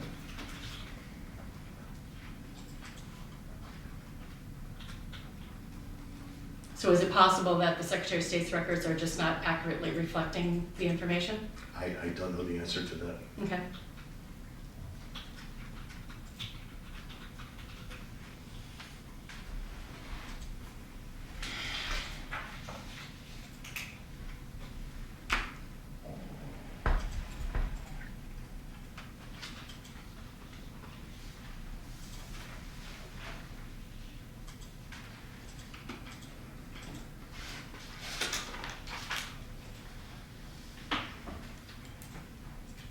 Sorry, Your Honor, I'm trying to move this along, so I'm looking through my notes here.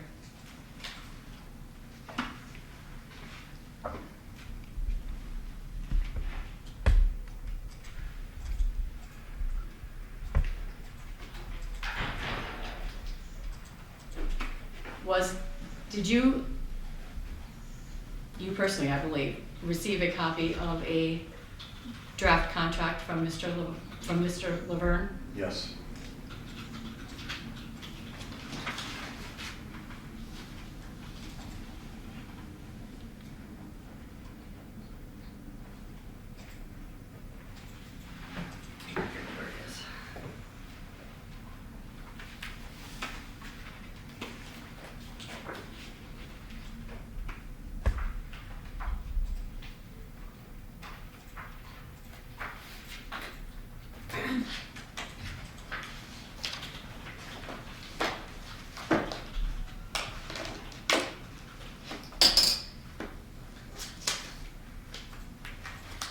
I'm going to use our actual claim because the documents are attached.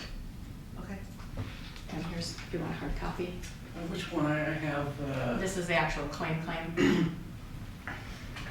Petitioner's I'm administrative good. claim I've got it here. with exhibits. Yes, and the exhibits, I got it. Do you need another copy, Your Honor? For purposes of the record, can you just give me the date of that? Yes, it was filed on 4/24/25 and it's creditor's administrative claim. And you are attempting to admit all of the exhibits that are attached to that?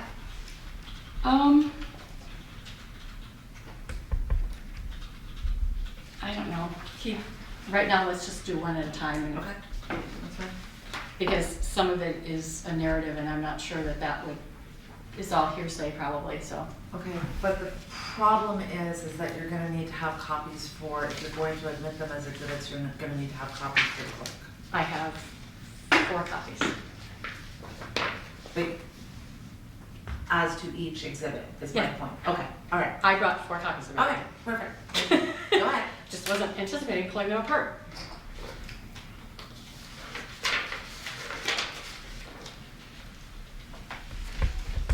I apologize, it's not going to be stapled, but you have a copy of it. I can, and Your Honor does, so. May I?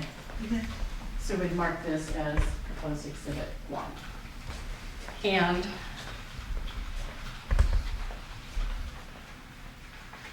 I knew I should have made extra copies.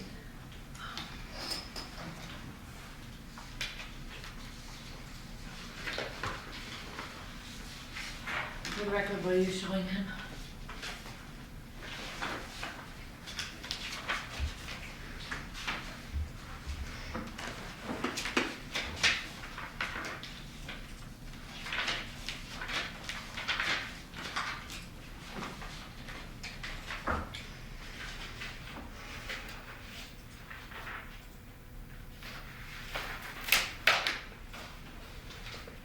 And I will have this one as exhibit 2, which was the contract that we sent back. We have to give those to the clerk.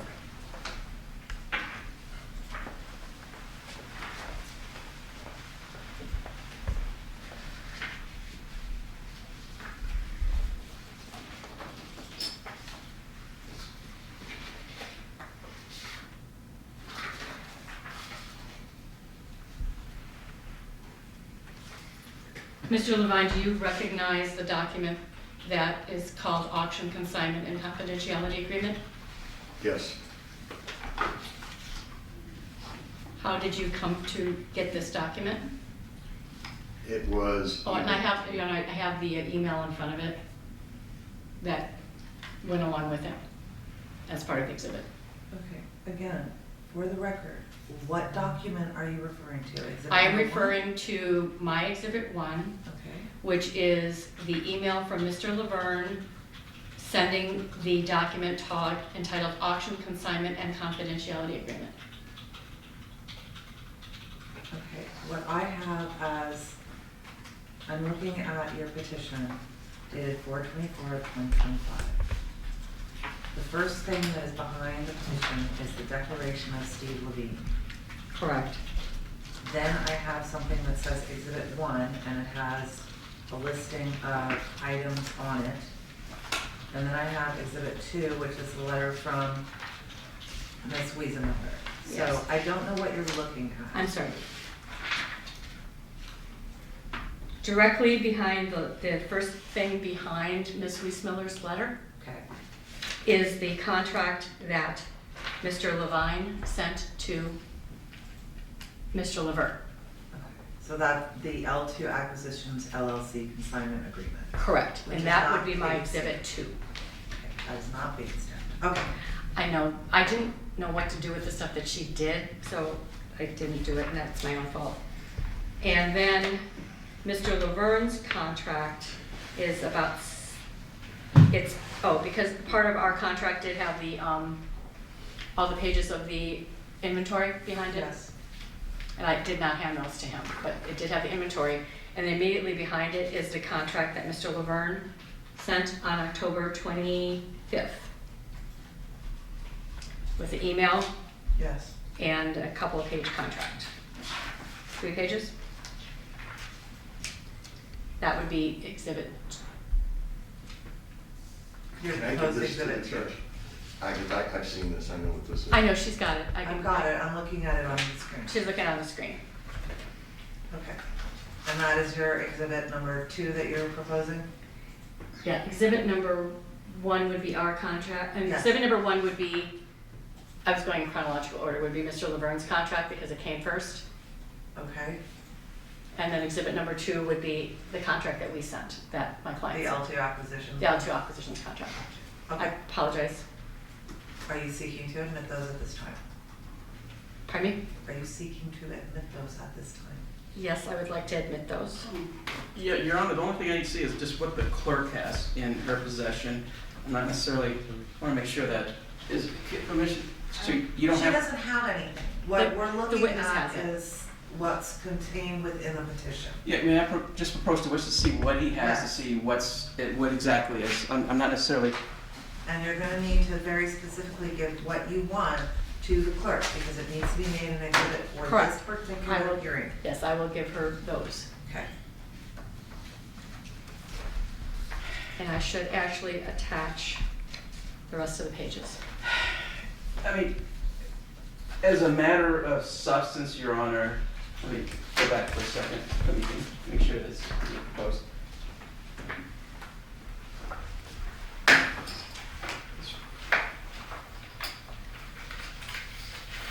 Okay, as a matter of substance, Your Honor, I don't necessarily have an objection, but a lot of the things that are in those 2 exhibits, they're kind of marked out. It's kind of like they're blotted out. I mean, They're I mean, highlighted. and then, but I guess once they got copied, they look like they're marked out. I don't have a fundamental objection to those exhibits to the extent that what's been blacked out, maybe through highlighting process or something, I don't have an objection to that, but the exhibit itself, this is almost getting into the best evidence rule, but these documents are not altered in a maniacal way. They have just been marked on, and it could be confusing to the court. I know what they say. I've been dealing with this case, but that's all. That's my only objection. I'm going to leave it to the court. So other than that, I have just an objection as to the actual procedure by which they're being admitted. That's all. What's your objection to the procedure? Yeah. Well, procedural, as far as substance, those documents are, if they hadn't been marked out, those are true and correct documents. Procedurally, they're marked out, and I so. don't see them being marked out, I see them being highlighted. It's not like they have dark lines through them. Oh, well, then are you looking at what's on your screen, Your Honor? Yes. Okay, let me, permission to approach. Well, Right. you can look at this too. You're seeing that, and then the way they're coming into the exhibits looks like this, that's all. I mean, I'm just telling you, I know that these are accurate documents, but in some other pages, they start looking like everything's blacked out in them.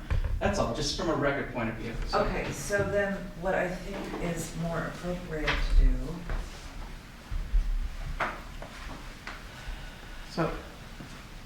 So have just the slightest objection, Your Honor. okay, Those were the copies that I have. okay, but they're not they're not, because the copies that are filed into the case don't look like that. Well, when I print them off, they are not as clear. Okay. So And then, that could be a function of the printer and the highlighting. what I would like you to do is, for purposes of the record, the court will admit those exhibits, but I want them bait stamped and refiled into the case. And then that way, the court can look at them without them looking like they've been redacted and modified. Okay, in that case, I would like to add the inventory list because it actually goes with the L2 contract. It was right behind it. No, yeah, I think wasn't that there? Isn't the inventory? I don't think I included? handed him the inventory. Let me just ask this question. I'm assuming, Mr. Laverne, that you've had an opportunity to look at the exhibits that were attached to the petition dated 4/24/2025? Oh, yeah, absolutely, Your Honor. And everything is, I've seen so far, so if anything is intended to, I have other objections, but if anything is intended to be done outside of like 16.1, where it's something that's never been put before, I may have an objection, but I don't have objections to these particular documents being Okay, admitted into evidence. let me ask the question, because you didn't answer my question. Much apologies, I do that all the time, not just with you, but I'm gonna try it again. Have you seen, it's a two-part question, I'll ask the first question, it's a yes or no answer. Have you seen the documents that are attached to the petition dated 4/24/2025? Yes, Your Honor. Do you have any objection to the court admitting those exhibits for purposes of the evidentiary hearing? Exhibits 1 and exhibits 2 as proposed, no. Okay. But there are a lot of exhibits attached that I absolutely have an objection to. All right, so for purposes of the evidentiary hearing, the court is going to.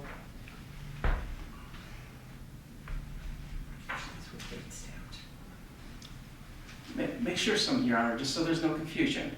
I don't have objections to petitioner's proposed exhibit 1 and petitioner's proposed exhibit 2, because the pleading itself has exhibits that are also marked, but they're different types of documents. So I just want to make sure the record's clear that that is what I'm not opposing. I understand, and Thank that's you. why I'm trying to get page numbers here, so give me a moment. So, after the petition, there is a declaration. After that declaration, it says Exhibit 1, and it has a listing of items. After that, it has Ms. Wiesenmiller's letter.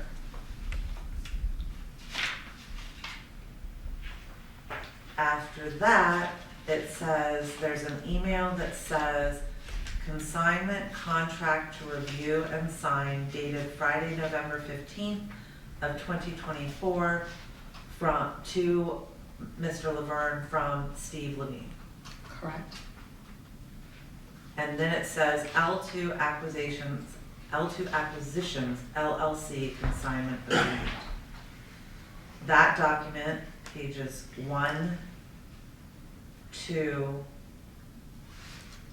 3 of that document, as well as the consignment items as of November 15th of 2024, which is page 4, 5, and 6, and 7, 8, 9, and 10. And then page 11 that has additional language as part of the contract, or the proposed contract, I should say, are admitted. That would be as Exhibit 2, I believe. That will be proposed exhibit 2. Correct. Proposed exhibit 1 will be directly following those pages is an email that says re-rough draft of contract estate of O.J. Simpson from Ron Levine to Mr. Laverne. And then there is 1, 2, 3 pages after that that will also be admitted. And it also has the email on October 25th from Mr. Laverne to my clients sending the draft contract, which is right below the one that said, oh, thanks. That's the one I was just referring to. Right, yeah, it had 2 things in it, okay. No, it's 1. It says, Right. review rough draft of contract, date Saturday, October 26, 2024. That's the page that I'm referring to, Correct. and then there's 3 pages following that that have the auction, consignment, and confidentiality agreement. Those will be exhibit number 1. and those are admitted. Okay. The court will print off those pages and give to the clerk for purposes of marking them as exhibits from this hearing.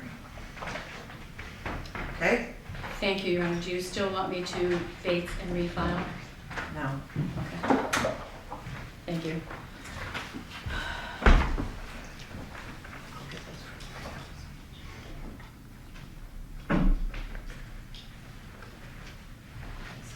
Just leave it there.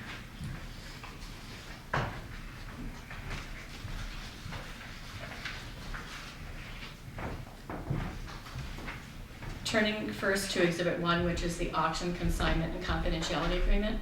If you could look at that, Mr. Yes. Levine. Yes, Do you recall getting this? yes,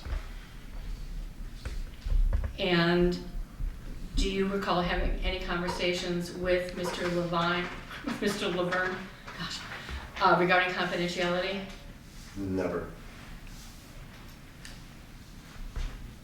Any idea what would be confidential in an auction? There's nothing confidential unless it's described.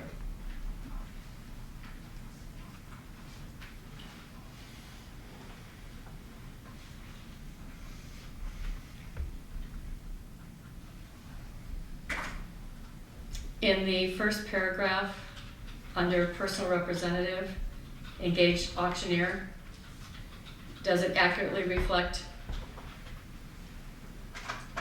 approximately when the auction was going to take place? It says January 23rd through February 9th, but we agreed and decided upon Super Bowl weekend, which would have been the first, that weekend in February. Okay, but at this point in time, which was, that accurately reflects it's gonna be during that time frame, Yes. correct? And does it also accurately reflect that it's going to be both electronic and in person? Yes,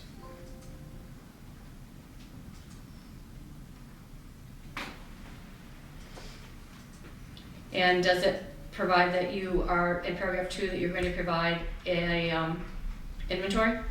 yes, Did L2 in fact provide an inventory?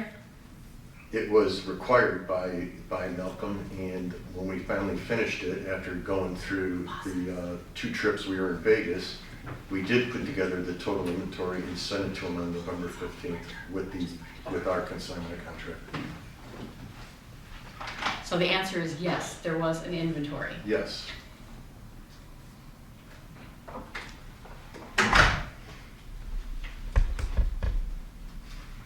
And in paragraph 7, does it state what your commission was going to be? yes, What does it state? 25% 25% of what? of the hammer price, the It's- gross sales, Are gross sales the same as hammer price? yes,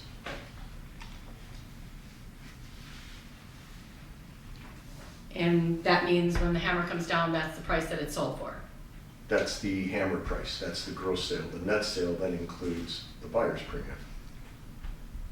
And the buyer's premium is added on top of Correct, the hammer price. yes, And who pays the buyer's premium? the buyer.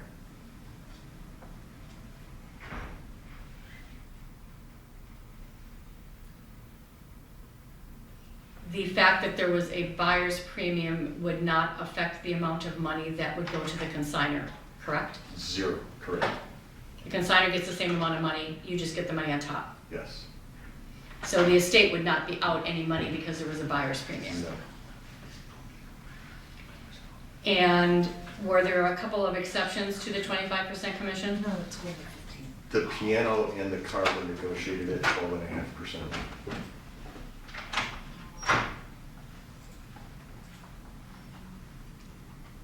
And they were gonna have reserves? Yes,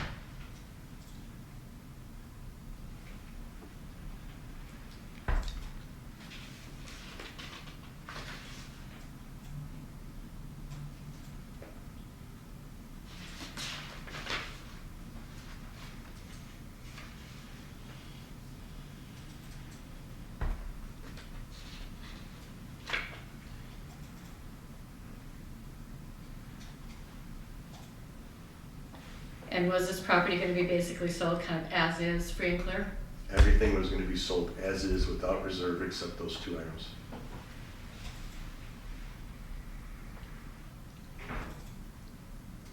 Were there any discussions about having Mr. Laverne provide some certificates of authenticity? Yes, we were going to make up a certificate for every single lot in the catalog to prove it came from the O.J. Simpson estate, and he agreed to sign each one.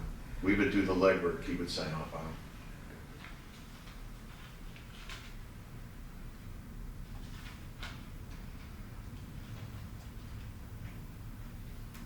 And that's gonna be per lot? Yes,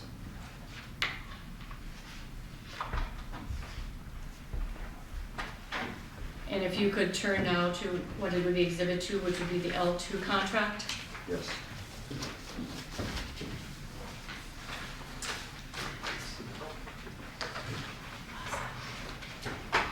Does your contract have any confidentiality provision in it? No.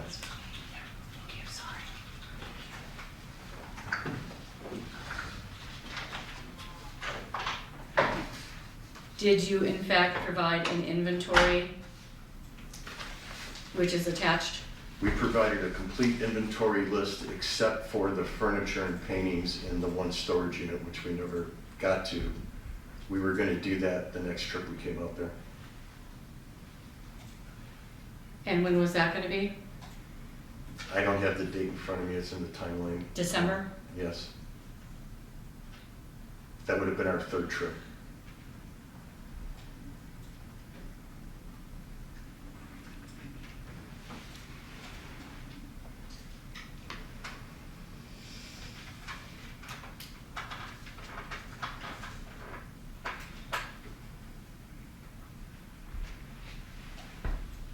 And does number 7 provide that the auction will be completed by March 30th?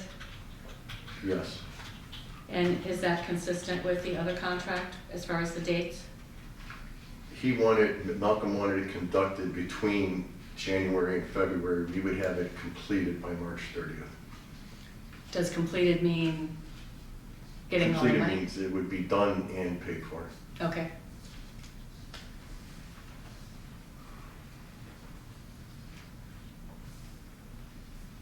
And number 10, does it talk about the commissions? Yes, Does it have the 25% except for the Genesis and the piano at 12.5? yes, Is that the same as in the contract that Mr. Laverne sent to you? yes, And does paragraph 10 also say the buyer's premium is not included in gross sales, correct, which is what you were just telling us, correct? yes, And does number 11 also only provide that only those 2 items are being sold with reserves? yes,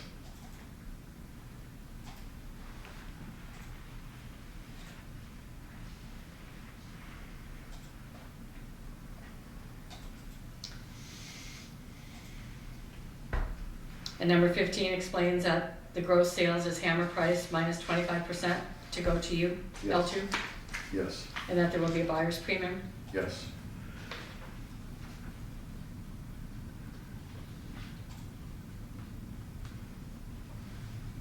And is number 15 the reference to the pre-printed certifications? yes,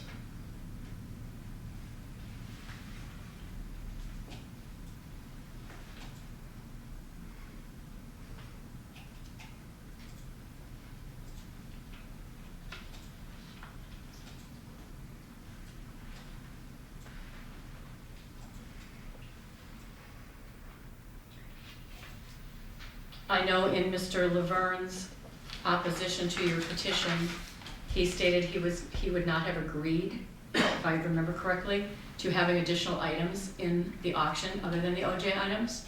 that is not true. That was discussed at the luncheon after the first time we came and looked at the items to see if we had enough to do an auction. And we explained to him that we got a lot of nice stuff. The Heisman Trophy was not $1 million item, it was a replica, but it would sell for good money. And we wanted to take other consignments, and we wanted to add to the auction because the more great items you have, the bigger draw you got. His response was, well, what percentage do we get out of those items? And I told him we'd have to talk about it.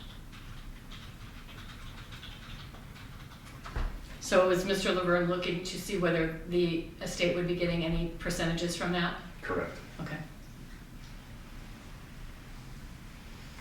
And did you in fact secure additional items for this auction? Yes. What did you secure? If you could just give me a real quick, you know. We secured a Babe Ruth baseball worth $20,000+. We secured Michael Jordan golf clubs with every club stamped with his name in the golf bag.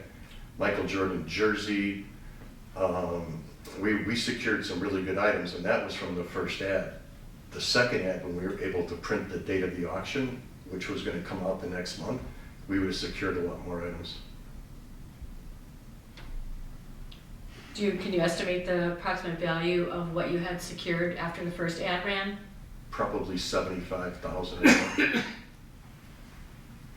And you think you would have done that much again when you ran the ad the second time? Probably more, because the first ad didn't have the date of the auction. It said it's going to be upcoming, dates to be announced.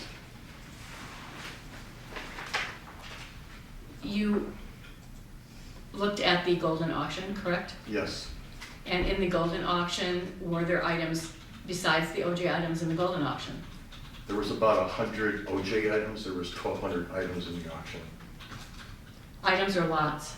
Lots. So the Golden auction had 1,200 lots, and you said how many were OJ stuff? Probably about 100.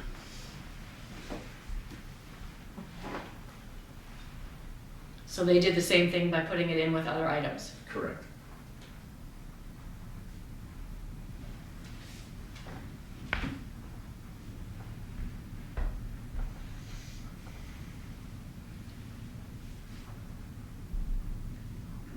What was the ad that you took out?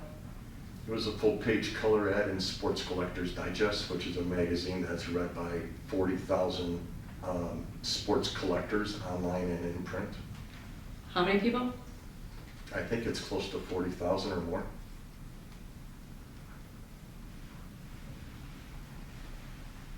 And that's where you took out the first ad? Correct.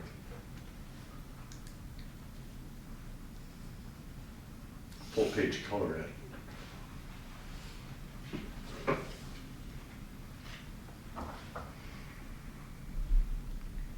There was some concern raised by Mr. Laverne that when someone goes to the O.J. Simpson auction.com or .net, it redirects to the L2 acquisitions website. Can you explain why it was doing that? Many companies redirect. When Amazon started, they bought the website AMSON because they didn't think people would use the Z and misspell it, and it directed them to Amazon. We didn't have the auction ready to go yet. We were still working on the inventory research descriptions. So this was directed to our website so people knew who we were on top of what items were going to be in the O.J. Simpson auction.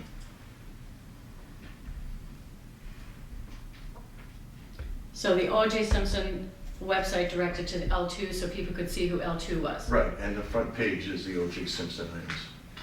And then once the inventory was done with the photos and the descriptions, that would have also been Everything would have been online. would have been online on the L2 website, Right, correct? and then we would have redirected them through links, and if they clicked on any lot, right to Live Auctioneers, which is a platform to do an auction.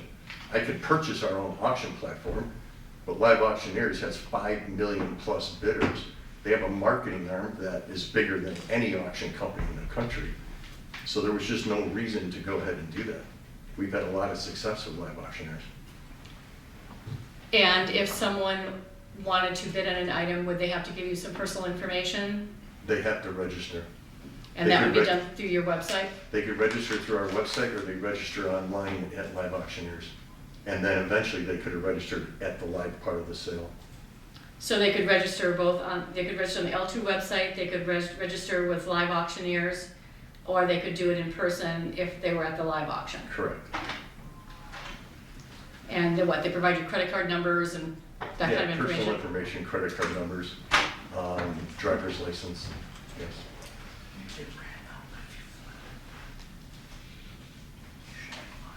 So this website was still a work in progress? Well, yeah, we couldn't do anything until we got all the inventory done. We had the photographs. And we were just getting ready to do all the descriptions and figure out what lot order this auction was going to go in. That's important, is what lot order you put it in. So you were still working on more detailed descriptions and you had to decide what the lot order was going to be. We did the descriptions, but they're not the descriptions that would have gone into the catalog. That would have been more the story on top of the description that we sent to Malcolm. Okay, so you needed some different descriptions for the online. Just more elaborate, yes.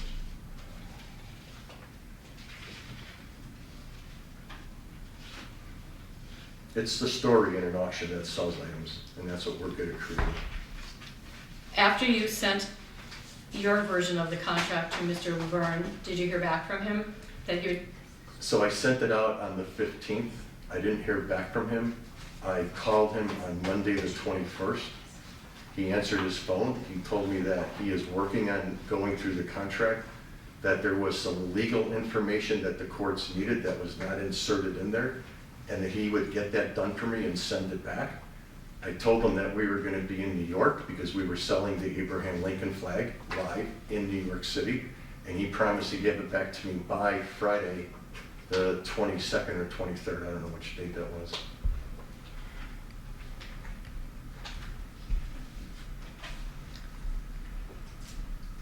Did he get back to you? Never. That was the last time I spoke to him.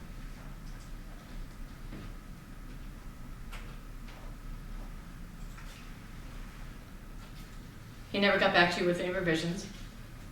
I'm sorry, say that He again? never got back to you with any revisions. Never. He never got back to you to talk on the phone. Never. Did he respond to your emails? No. Did he send you an email saying, stop what you're doing? No.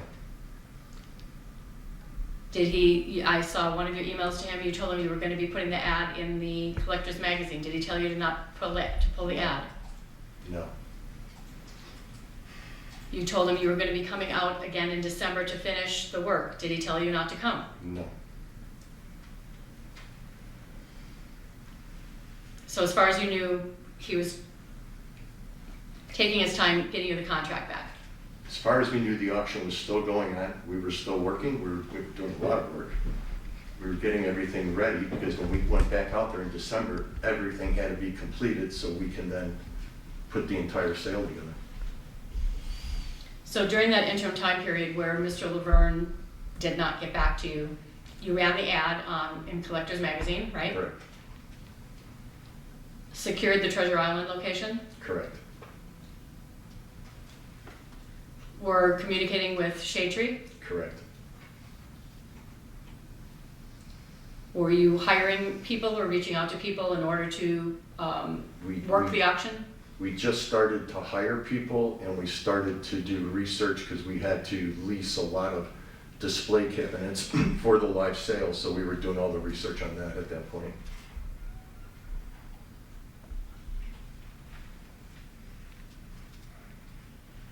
Did you reach out to the owner of the original Heisman tourney? Yes. And who lives where? He lives in Lake Tahoe. And was he going to bring it down? Yes, if we did the auction, he was going to bring it down. So you're going to have the actual Heisman trophy there? Right, the real one, the one that's worth about $1 million today. Objection, I think all of this line is kind of hearsay. It's a little too far, Your Honor.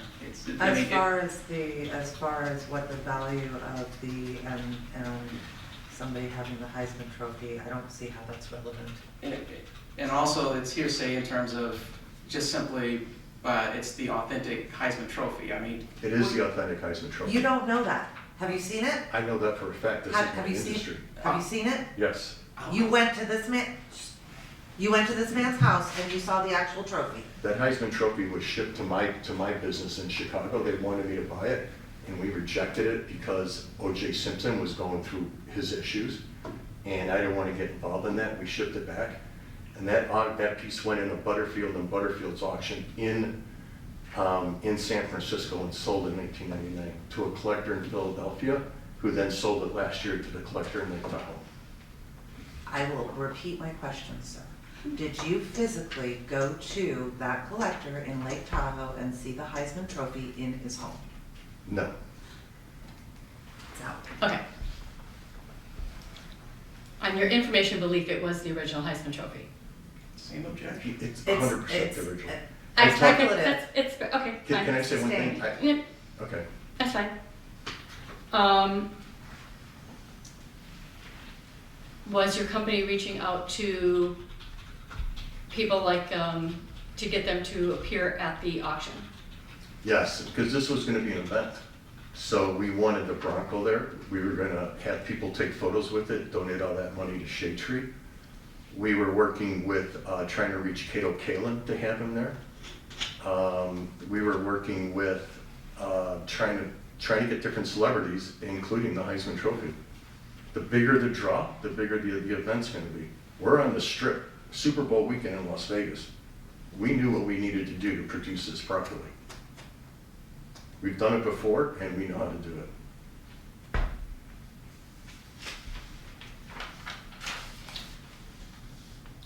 How did you find out that you were being 86 from the auction?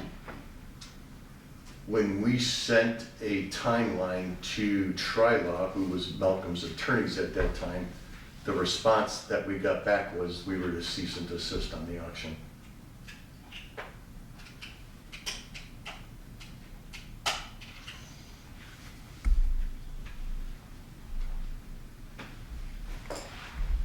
Do you remember when that was? I do not, I'm sorry. It's in the timeline, I apologize.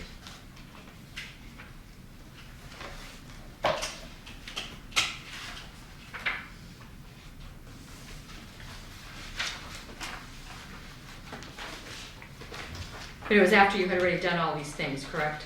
Yes, very much after. Okay. Trying to find a date.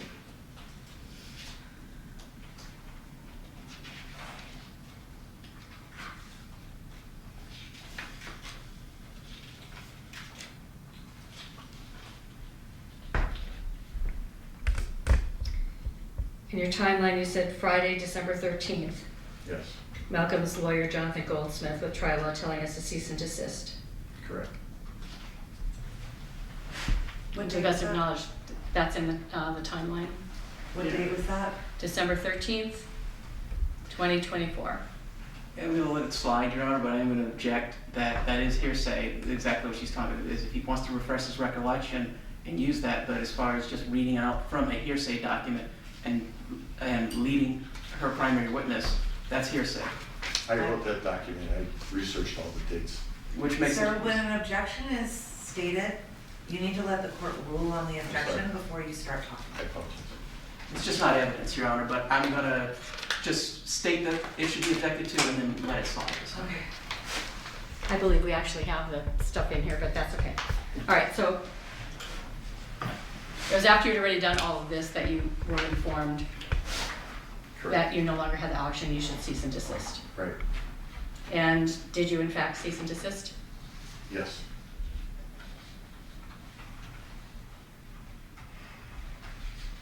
Is it desisted?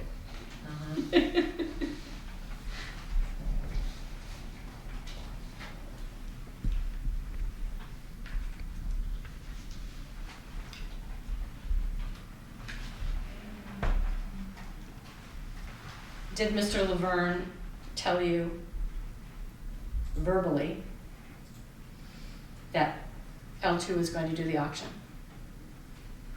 On multiple occasions. And then he sent you a written contract, correct? Correct. It was a draft of a contract that he said he was working on. Correct. And then you sent him a draft contract back. Correct. Was yours intended to be a draft or he could have signed it? Say that again, I'm sorry. When you sent him the contract back, that was intended to be a final contract? Yes.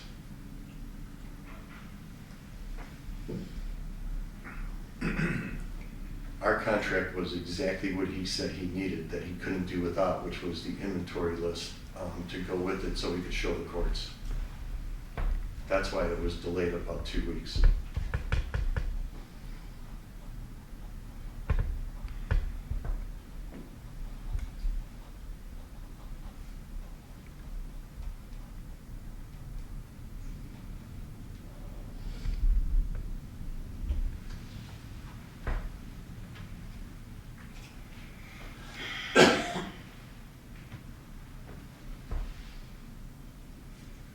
think I have any more questions.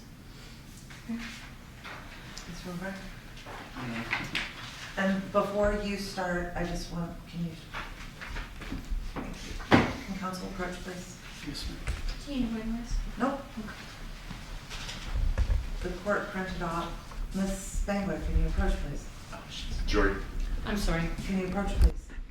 Absolutely.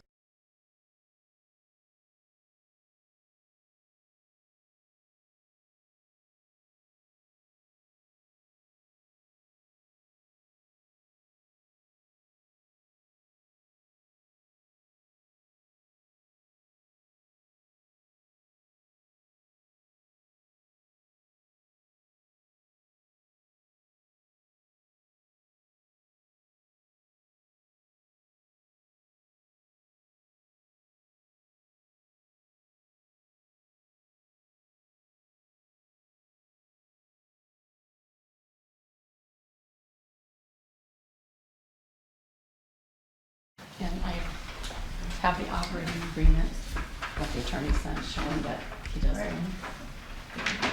Mr. LeBron, hopefully you can get through this in 15 minutes. I doubtful he's the primary witness, Your Honor, but we're going to get through a few things, Your Honor, so we'll do that.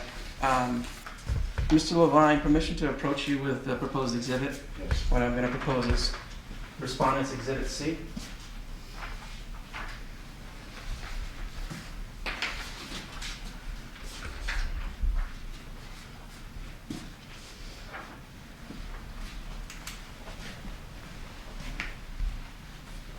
Mr. Levine, you just testified under oath that you weren't aware until, was it about December 15th, that I was not going to use you anymore for the auction, is that correct? Correct.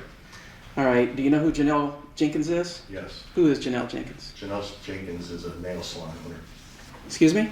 She owns a nail salon or works at a nail salon. So you've had your nails done by Ms. Jenkins before? No, I have her business card. You have her business card, and do you know anything else about Ms. Jenkins other She than her works here. owning? Do you have any other knowledge of what Ms. Jenkins does other than owning a nail salon? She helps you, that's all I know. Okay, so you're aware she's an assistant, correct? I guess. Well, are you guess or do you know? Sure, she's your assistant. Well, you've had direct interactions with Ms. Jenkins, correct? She seems more your helper than an assistant by what she does, but that's okay. And you've actually exchanged words with Ms. Jenkins, correct? Yes. You're aware that Ms. Jenkins is one of the people who was at the storage facilities, correct? Yes. And you were never at that storage facility alone, correct? Correct. All right. It was either Ms. Jenkins or me or both. Correct. All right. And at no time did you ever take possession of Mr. Simpson's personal property, correct? Correct. All right. And do you recall acquiring Ms. Jenkins' cell phone number? Yes. All right. And do you recall exchanging text messages with her? Yes. All right. And do you recall what's the respondent's proposed Exhibit C? Do you recall that exchange of text messages? Your Honor, I'm going to object to this. I don't know who this is from or to. There's nobody's name. I'm laying a foundation, Your Honor. He's just asking if he's seen this Okay. text thread before, so that's Okay. a yes or a no. I'm not admitting it yet, he's establishing Okay. foundation. Yes. You have seen that, correct? Yes. And can you generally describe who's sending text and who's receiving them? Janelle is sending them to myself. And so the document before you is a text exchange between you and Janelle. Correct. If I said Graff, that's her maiden name. I've known her for a long time, Your Honor, so I may have said Graff, Janelle Graff, but she's now Miss Jenkins. So that proposed Exhibit C is a text exchange between you and Miss Jenkins, correct? Correct. All right. Can you tell the court what Miss Jenkins told you? She says that she mentioned that the collection is up for bid and is looking for other auctioneers. Okay. And so what date was that on? November 27th. Correct. And so that would be well before your December 15th date that you told this court, correct? Well, this is different than what I told the court. Well, you knew on November 27th of 2024 that I was no longer going to go No, or keep it engaged. does not say that. It just says that you're looking at other bids. It never once says that we're not doing the auction. It's okay, so you didn't do anything in response to Janelle's text to you? I think I said I didn't want to bother, it was the holidays and I wanted to speak with you. I don't have the balance. Well, what else does your go to the top of that text? What did you tell Ms. Jenkins at the start to start that text exchange? Read that to the court. Said we can't get a hold of you. We need to know what's going on, basically. We have Treasurer Allen looking at hosting the auction, and we need to get information. Very selective, even with your own text, but I'd like for you to read that entire text verbatim to the judge.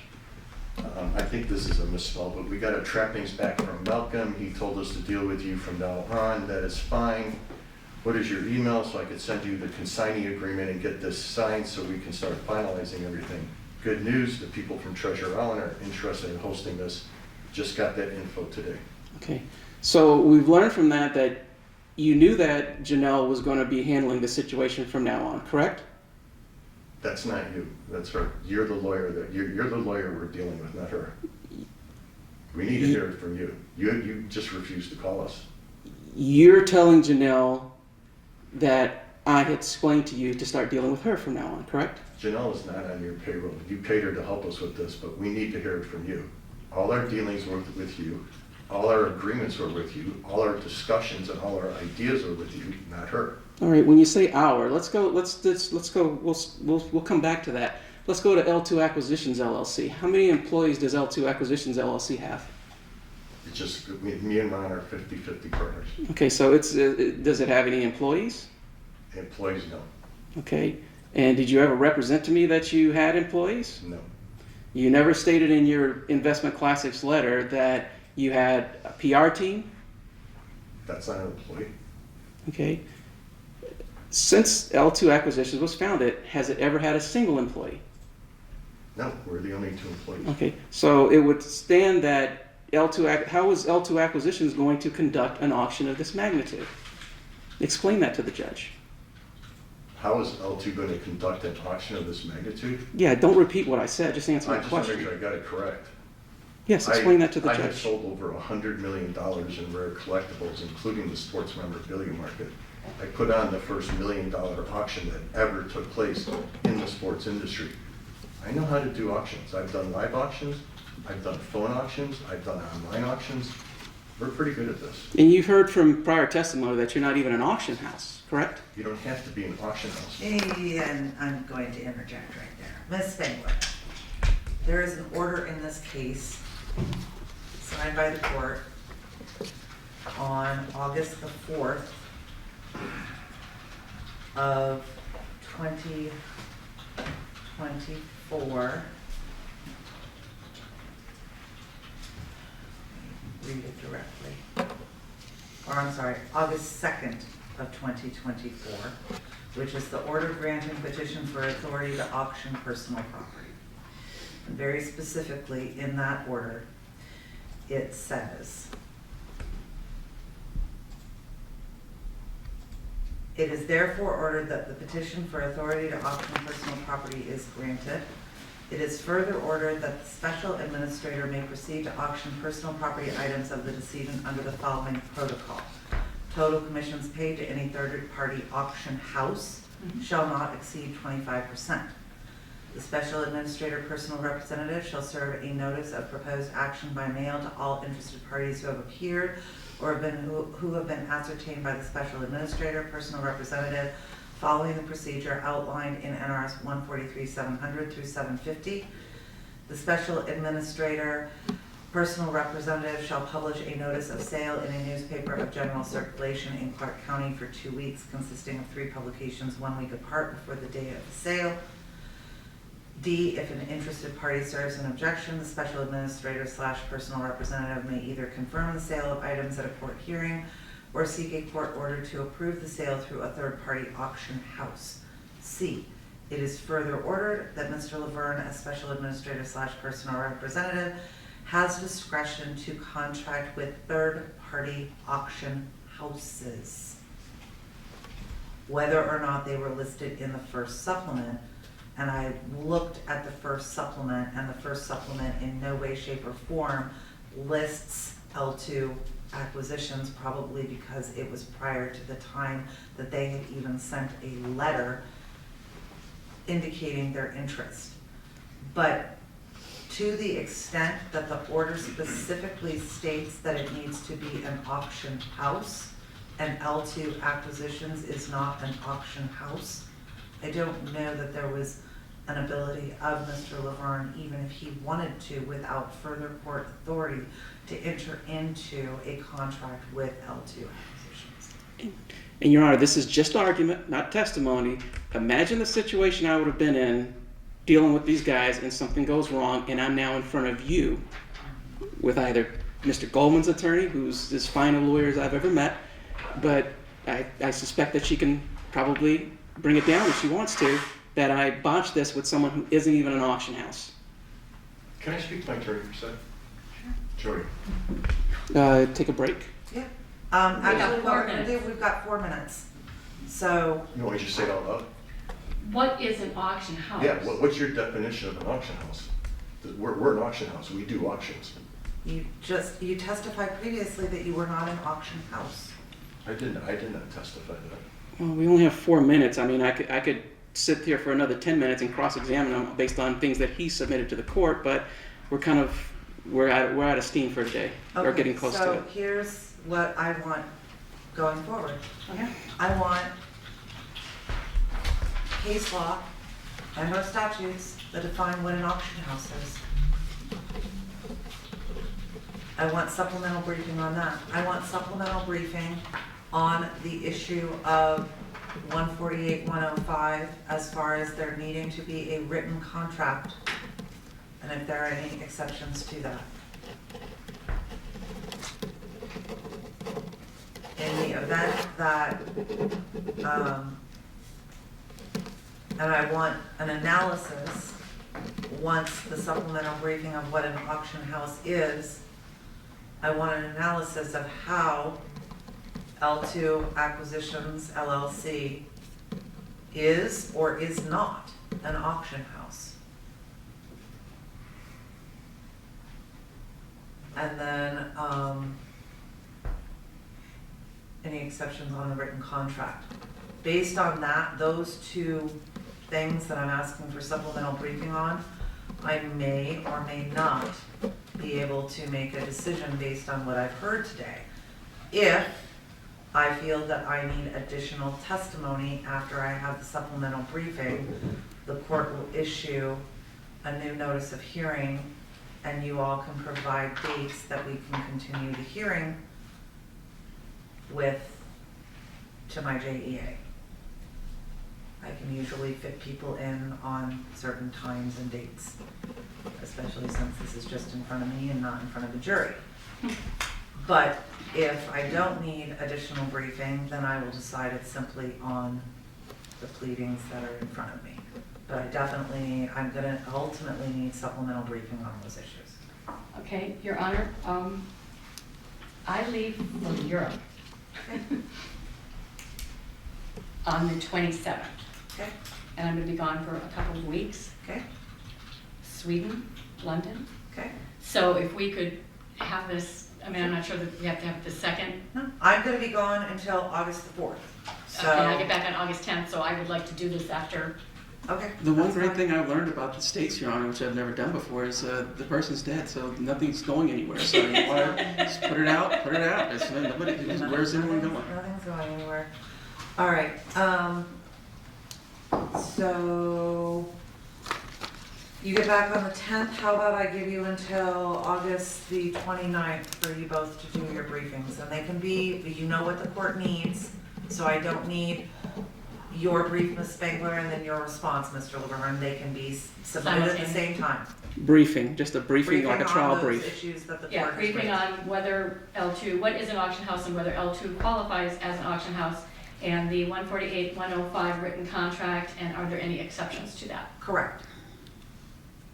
Okay. Okay, August 29th work for everybody? so that will work, Your Honor. And then let's go ahead and, I'm not gonna set it right now. After I get that, I'll read it and I'll either make a decision based on the pleadings, or you'll get something from me as far as resetting the hearing, because I'm gonna be starting a trial. I'm gonna be in trial when you all give me that stuff, and then I'm starting another trial in a criminal matter that's going to take the entirety of the month of September. So, Oh, So I'll like get I back to said, you. yeah. this state's not going anywhere. That's the one thing I know about this one. It's not going anywhere. All right. Ms. Rafferty, I'm sure that your client would like to get his money, but, I mean, I'm certainly, I don't know where we're at as far as things go.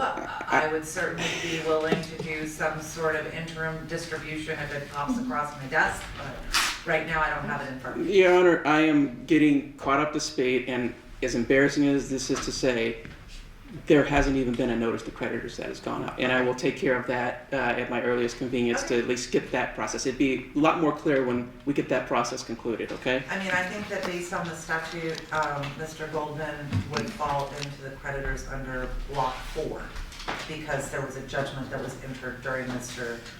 Simpson's lifetime. Well, my concern was them trying to tier themselves, or when I say them, L2 trying to tier itself against Goldman. Right. There's an enormous public interest in Fred Goldman getting a payment. And as the executor, I can make executive decisions. And so I have to still follow the law, you have to approve.